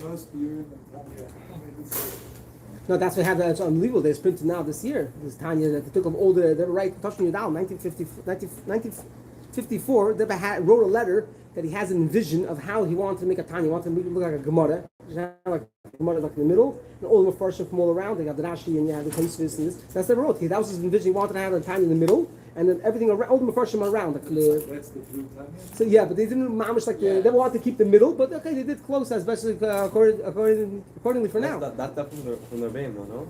Yeah, there's only from Rabbi, yeah. There's also from Chassidim, yes, they can't keep it holy. Maybe that's the next step. But there wasn't the They have on the side, they have the Shemit. That was? Wasn't there the Seirah? Yeah. Tanya was when? Yeah. In yeshivas. Right. That- Before yeshiva. During the. Yeah. So they that's they have many The first time it gets sort of like expressed that in the shiurim from Rabbi Yoel, you get like, where does he get it from? no, he brings all the mashpir that gave shiurim, they heard So exactly, so the mashpiyim remembered it. Yeah, they remembered it. There's nothing written down. there is. There's some shmuel great. What? There is. First of all, it's a fascinating concept. You think about it. What's Those written Chassid, down? there's some shmuel groinim. Chassidim wrote down. Yeah. There's what? Chassidim wrote down. Chassidim wrote down what they heard from the mashpiyim. But which sefer is First, you have from the Rebbe gave out. I don't know if you know. Erev Rosh Hashanah, the Rebbe gave out from Tzemach Tzedek's Maimon his booklet of Ha'aris Biyurim. Yeah, Horace all the time. The light blue one. The Rebbe gave it out. It stood 1989. Erev Rosh Hashanah. Boom! They was giving out this thing. Nothing else after that to do with this. But it's a small little nekudis on the Tanya. On top of that, this Chassidim always gave over that they heard from beforehand, and it was written up in such a way. Yeah, so each one. There's nothing like Rebbe spiritual. Right? Yeah, it's a whole different. It's very Kabbalah. Completely different. Yeah, it's a Kabbalah. But from the Tanyas, they have But from all the Rebbe was everything was based on those. Torah, so like, No, but you have to understand. Those generations, you make like as if their minds like our minds. Those minds, they were powerful minds. They didn't too long ago. All those guys that came out from Europe and they ended up in China and then they came to Canada, right? Those 9 Bachrim. So they gave them a job. They had to go and write down the torahs that they heard in Europe. They didn't. They lost all their whatever they wrote down. They were running away. They didn't have it. There was one chassid I heard.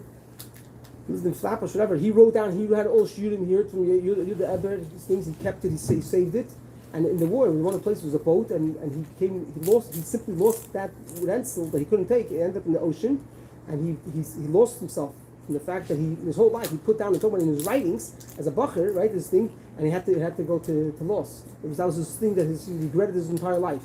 You know, think about that's a chassid, a kid, a yeshiva bacher, right? And how terrible he felt. Think about now the Rebbe Levi of how much mamarim, how much Torah he wrote, how many hours the Rebbe kind of writes how his hours that he used to go to sleep when he used to meet people, when he had to deal with sort of Buddhists, when he learned for himself, what he used to do. You think about it, it's mind-boggling how much svarim and how much thing he wrote. But there he didn't have a lot of paper, he didn't have a lot of ink. He had to write only short. Because he has a lot of places he wrote in an expensive way, and all that's lost. Can you imagine what the Rebbe felt like his own father's Torah is all gone? When he wasn't tried in different ways to bring it back. But the Rebbe took back to the European Bachrim. So the Rebbe sent asked those guys, Rabbi Mentlik, Eber, Rabbi Ushpal, I don't know if you know these names. They should write the Torahs from the shiurim that they heard. They wrote up. This is the guys that remember they should have had a kiddushin and a ksubis, and they have a whole. There's a fat few svarim. Here's one over here. Of the shiurim that they heard from the Nigla shiurim. Then they should have the shiurim that they heard from chassidus, the biurim. This was written years later. They didn't have any notes they were simply working from their mind. When we talk about when Rabbi Weinberg started giving the radio on the radio, the Tanya, so it came to certain things. They wrote certain ways. So the Rebbe asked, that's how they Rebbe responded to them? They would circle the whole piece. They says that's how they explain it in the Yeshiva Bachrin. You know what I mean? Like certain things that didn't fit. Like we didn't learn such a way. You know, ask around. Yeah, and then they give all the beauty. That's in the Tanya. The lashon from the Rebbe on the Nikta B'Tzidei, at the bottom of the letter, was, it's on Tisha B'Av.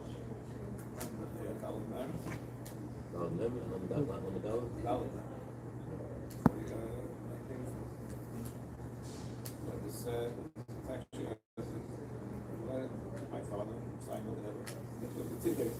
Shabbos Kodesh Lachik Tezvov mit Nachemov, Chof Nachemov. Yortzedei, and as Rochner, Zal, they are going Shalom 40 years ago. Ve'olai, Achoiv ve'azchuz Godei, Lehatzia ulevakesh, v'chulu, underline. Milmoid beispatus, L'teirosoi, L'nadev ve'yom dein, L'zechet Shmosar. Shmosar nafshel ha'atotzes hayatos L'teir Shel Bnei Yisrael, Yachurei Mosach HaBarzel, V'alidei zeh ha'yo chovush bebeis v'asurim, Nishpat L'dolos beis bebeis v'shom Mokibros. Skus Yogan Aleinu, Makol Yisrael Shliku. Make a l'chaim for a few years in prison in Yeshua, Rabbi Meir ben Devorah, Hanan ben Ita, and Sasa ben Tzipor, Mordechai ben Tzipor, Simcha Yisrael ben l'chaim, Shabbat Yeshua, Levi Mitzvah. Amen. Tzlach and your Avodas HaKodesh. Even in prison in Iran, Shabbat Yeshua. Yeah. You don't want to bring them, huh? Enjoy it. I used to go to a Vedic tzur almost every month. Every month? Yeah, 2 o'clock in the morning. Really? So I Wow. worked in Kazakhstan What are you doing there? for business. So mining. So operations are in this company books. So in Almaty we also have the head office. So I used to land at at 1:30 in the morning. My flight was at 5 o'clock back to Switzerland. So the guy in the company picked me up. But that, later on I got smarter. We woke up the guard and opened the gate and drove through. But otherwise, the first time I went was in the day, because I didn't know where to go. And I managed to stay with them. So they have a woman's mikveh there. And when the woman's mikveh is being used, they don't let men use the mikveh. So I can't go to the mikveh because I got to the mikveh. So I said, okay, so it's the mess. I said, not so much. So he took the kasher bowl for the flesh and filled it up with water. So I went into. Wow. That was the first time I went. And then afterwards, so I used to go to mikveh. Get shit by that also. Then I went into mikveh in Buskamako. So when I came to Almaty, I used to walk through the cemetery. So it's like a 10-minute walk. And there's stray dogs and it's dark. And walking through a cemetery alone at night, it's quite an experience. But I got used to it. Used to Chazatan and just all the way carried there, like do something to keep my mind off of everything else. But I used to go every month. And then spend about an hour there and then go back. Wow. So I have an intimate relationship with David from that perspective. Wow. Big stuff. What's What's your last name? Switzerland, From where? South Africa. Johannesburg. You live there now, Jonathan? No, I live in Switzerland.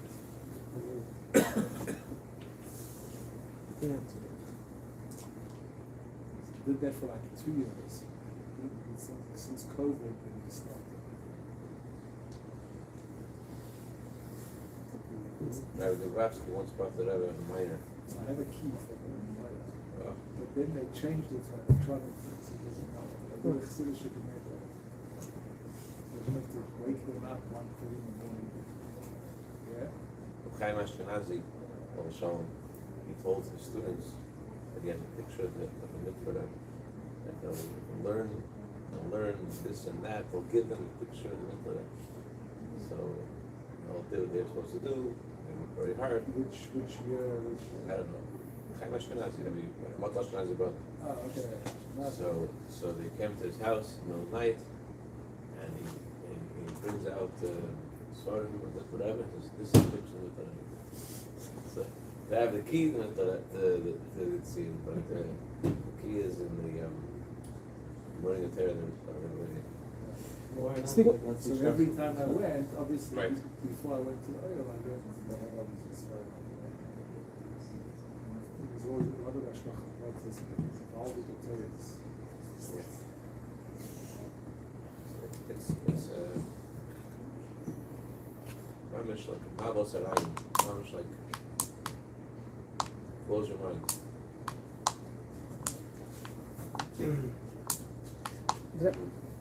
Right.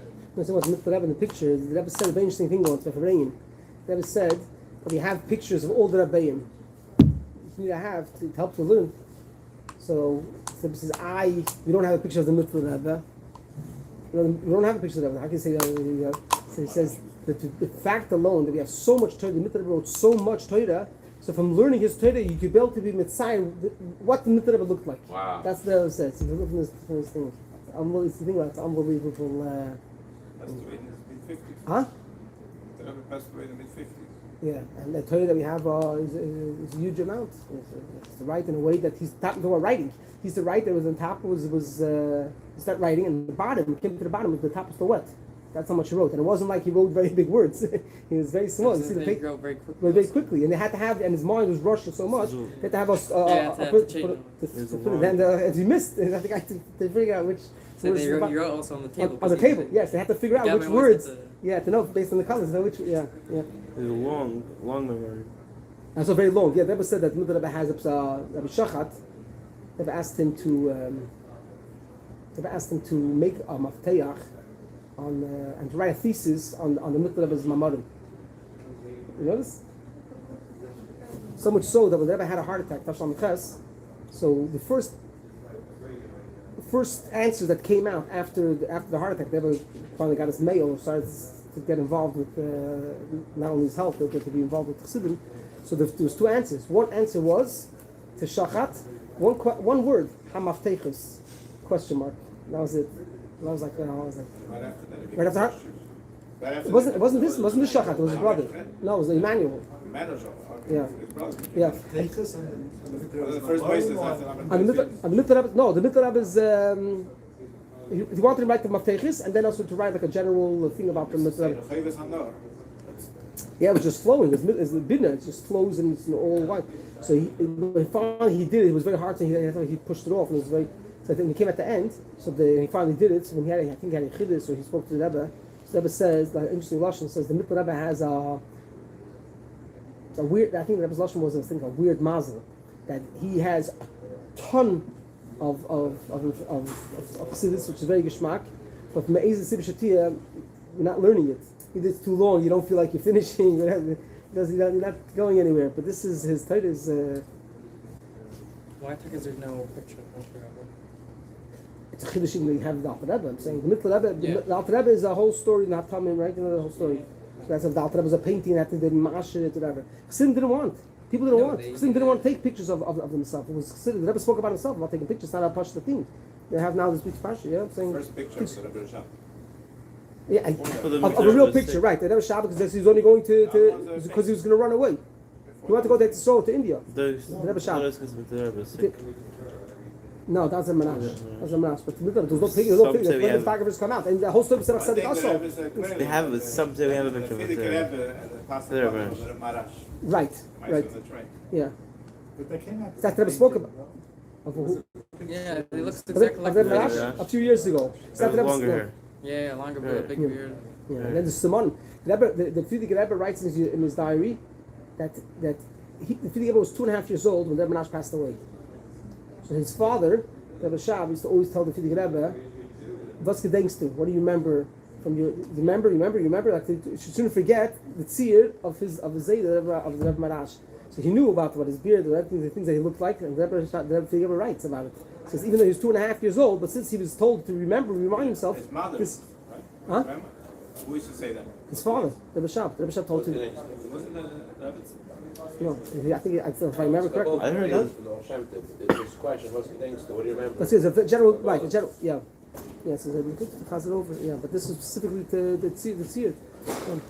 There's a story to what pictures. There's a story I heard from Berkey Chen, heard from my uncle. It's Farbrengen. The famous picture of the Radatz. There's a famous picture of sitting by a table with a big sefer. So he said, what is it? The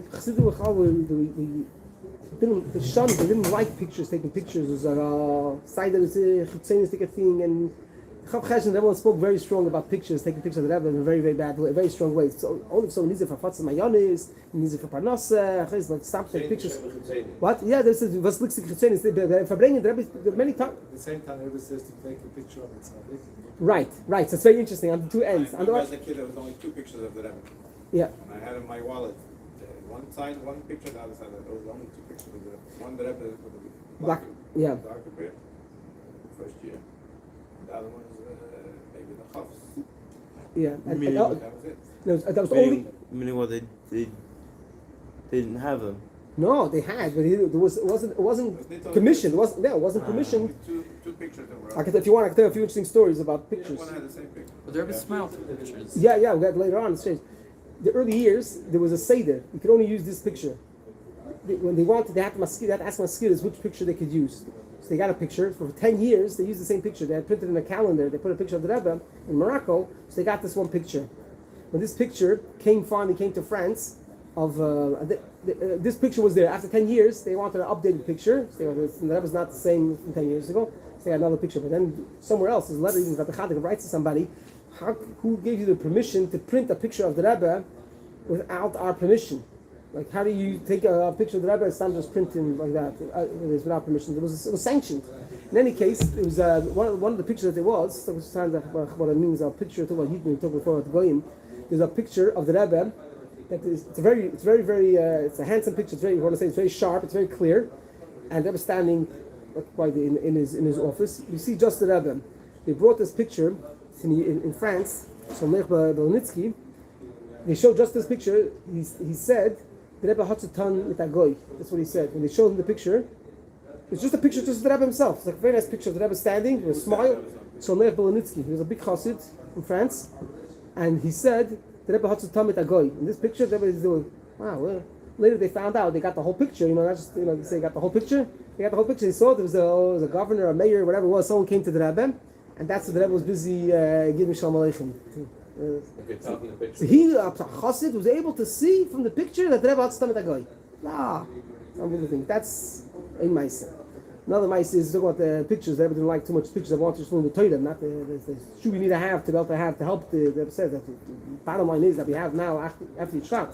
That's what the Rebbe. That now we don't help. And this kasha is going to have a picture that will tell people to keep a picture in their pocket to help whenever they feel down by themselves to have. The Rebbe also spoke about having pictures in different efanim, but regarding not taking pictures, there's a story that happened more than one time. You hear it on tape that the Rebbe went and would stop people during times and ask them if you learn Tanya.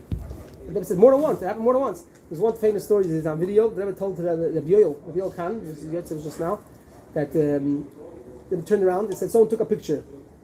So the Rebbe says, go ask him if he learned Tanya that day. So the Rabbi runs over to the person. He learns Tanya, but not today. So the Rebbe said, they put up before the Rebbe had on the table. The Rebbe had in his siddur, the Rebbe had a small booklet. I don't know if you know this, a small booklet that he made, printed just for his mother, just Igeres HaTshuva. Now we're coming 40 days before Rosh Hashanah, what? HaTshuva. So a small little booklet, only Igeres HaTshuva, the 12 plakim of Igeres HaTshuva. In there, and the back is printed, the Rebbe sponsored it for his mother, Rebbe Sechana.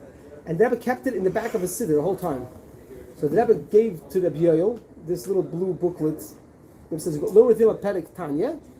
And then the Rebbe says, the Rebbe says, this you have to give back to me. I need it back. Don't use now these things. Huh? It's close to not, the Rebbe. This is not. How did the Rebbe need to give Rabbi Yoel? The Rebbe gave him up for some Tanya.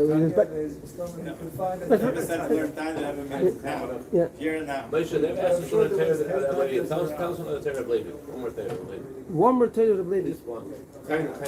Chaim. Little Slish Nigan, one Torah of Levi. No bad upside down Nigan. The mayor of Nigan, do the mayor.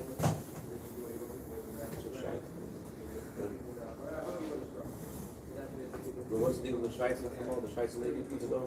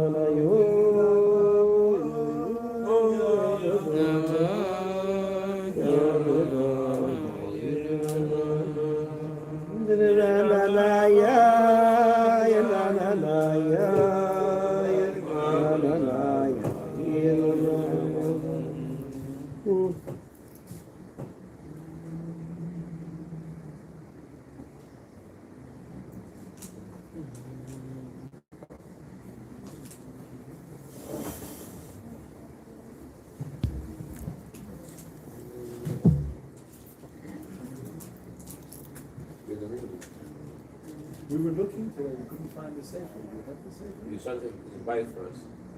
Okay, you can buy it. Can you buy it there? You can buy it. If you don't have it, both you must. Both of them. That's correct. You didn't say exactly to buy it. You have a shvach that you have Torah that you have chassidus. There? Will it stay?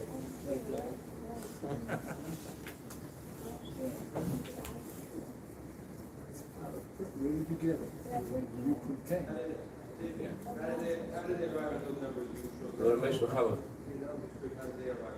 Yeah, a small word. He says that Torah, the Alter Rebbe is known as Shnei Oid. Oid, Aleph Vav Reish, is 207. So you have Shnei Oid, 2 times, it's 414. 414 is Begematria Vahafta.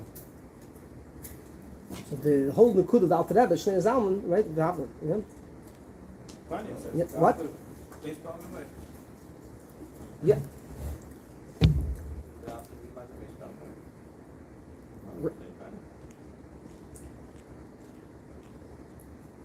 Yeah,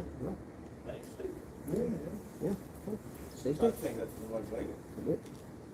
So, see it in his thing. This is this. See it in the Alter Rebbe. This is. About Alter Rebbe's own name. Alter Rebbe's own name. Shnei Oy. You find it in his name. Shnei Oy. Two times about? Oy is 207. Shnei Oy 2 times 207 is 414. 414 is the gematria v'hafta. So the Levi saw it in him saying.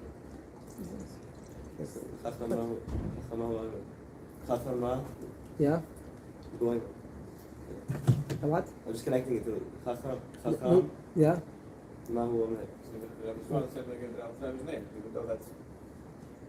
Yes. But he's digging it out. He's deriving. He shows it in the name. Beautiful teaching of Yitzchak about Kedusha Shalim Shulubiyah. Yitzchak says that Kedusha means Kedusha, and it means, and if someone is married, if someone betroths one or two sisters, it's not allowed to consummate the marriage because doesn't know which sister it is. They are married a sister to wife. So the Yitzchak says Kedusha Shalim means that it connects to such a level of Kedusha, such a level of holiness, that it cannot be brought down by Pnimis, can't be brought down in an internal way. So the question is it a Kedusha, not a Kedusha? So it's Machlekes. Machlekes Abaye Rabba. So if it's considered Kedusha or not. The Yitzchak explains the reason why Abaye and Rava argue about this, because Abaye and Rava themselves are connected to various levels of Kedusha. One of them hold that it's good? One holds it's good, one holds not good. One holds it is considered Kedusha. Yeah. Abaye holds that it is Yalkadam. So what does Abaye hold? Abaye holds that it is Abaye holds that it is Kedusha. It is Kedusha. Rava holds not Kedusha. Yitzchak says, why is that? Because Abaye and Rava were two different levels of Kedusha. So because for Abaye is a high level of Kedusha, therefore for him it was considered a mitzvah, considered something that exists, because his level of Kedusha is existing. But since it was beyond the level of Rava, therefore in his room where he was, didn't exist. It's not considered Kedusha. Now where do we see that Abaye is higher than Rava? It says in the Gemara that when Rabbi educated Abaye and Rava, and Rabbi was in Abaye and Rava, Rabbi asked Abaye and Rava, after you eat, who do you bless? They both answered, Rachmana to Hashem. So Rabbi asked him, Rachmana hechi yosef, where does Hashem live? So Rabbi pointed to the ceiling. Now Abaye left the bar, and Abaye went outside, and he pointed to the sky. So the Yitzchak explains what's the difference between the roof and the sky. The roof is roof of a house. A house, although a house is surrounding a person, it's not like food, and it's not like clothing, which is connected to the person in some kind of limited way. But a house it encompasses a person that is not in a way that's commensurate, that fits his body. So Rava, his connection to Kedusha was the level of Makif, the transcendent light, but connected to some other vessels. Versus Abaye, he pointed to the sky. The sky is a level of Makif, which is completely beyond any kind of definition. And why is it that Abaye is Makif? It says that Abaye and Rava are both descendants of Elia. Elia Kohen, it says that because of the story of Hannah, his descendants didn't live long. So how long did Abaye and Rava live? So one lived for 40 years, and one lived for 60 years. So 40, a closed man, is also something that surrounds him. Rava lived for 40, and Abaye lived for 60. Rava and Abaye were Kohen, descendants of Eli Kohen, and they therefore didn't live long, but their ages were connected also to their levels of Kedusha. Rava was 40. 40 is a closed man which is surrounding, but it's square. It has some kind of limitation, so some kind of beginning and end. Versus a Samach is more circular. So Abaye, he is the age of 60 because his level of Kedusha was the Makif Harachos. That's also they argue about someone who sends a get to his wife and then he annuls the get on the way. Is it considered a get? Not considered a get. On the one hand, the husband decided the get should be canceled. So where is the get? Why should the get be considered a get? So the argument between Abaye and Rava, whether the get is considered a get or not.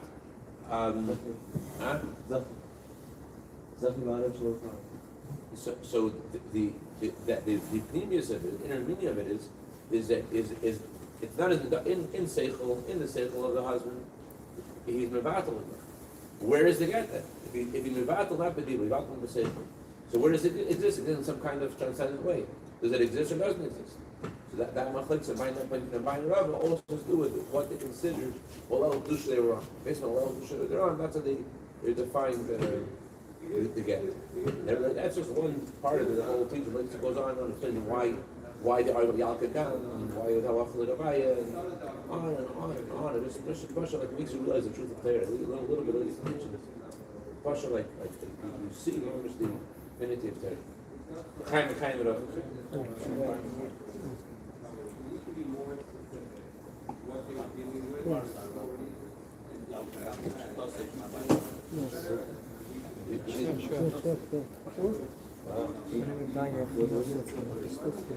He explained how the whole connected all plates.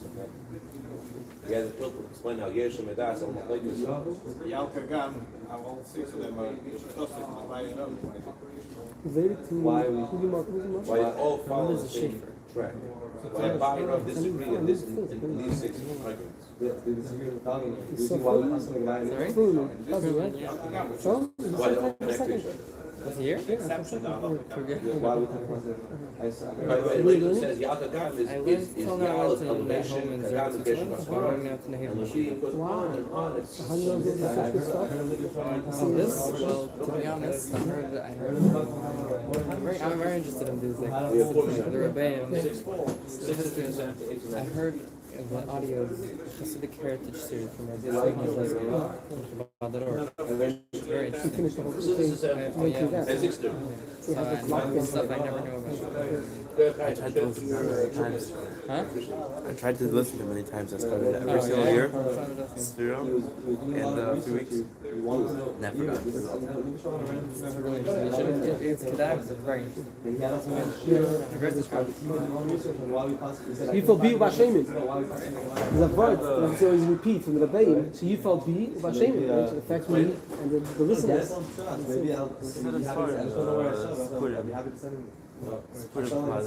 That's cool. Say first Supreme Chabad. I saw it now. The black, the black section of the stories, the black and red.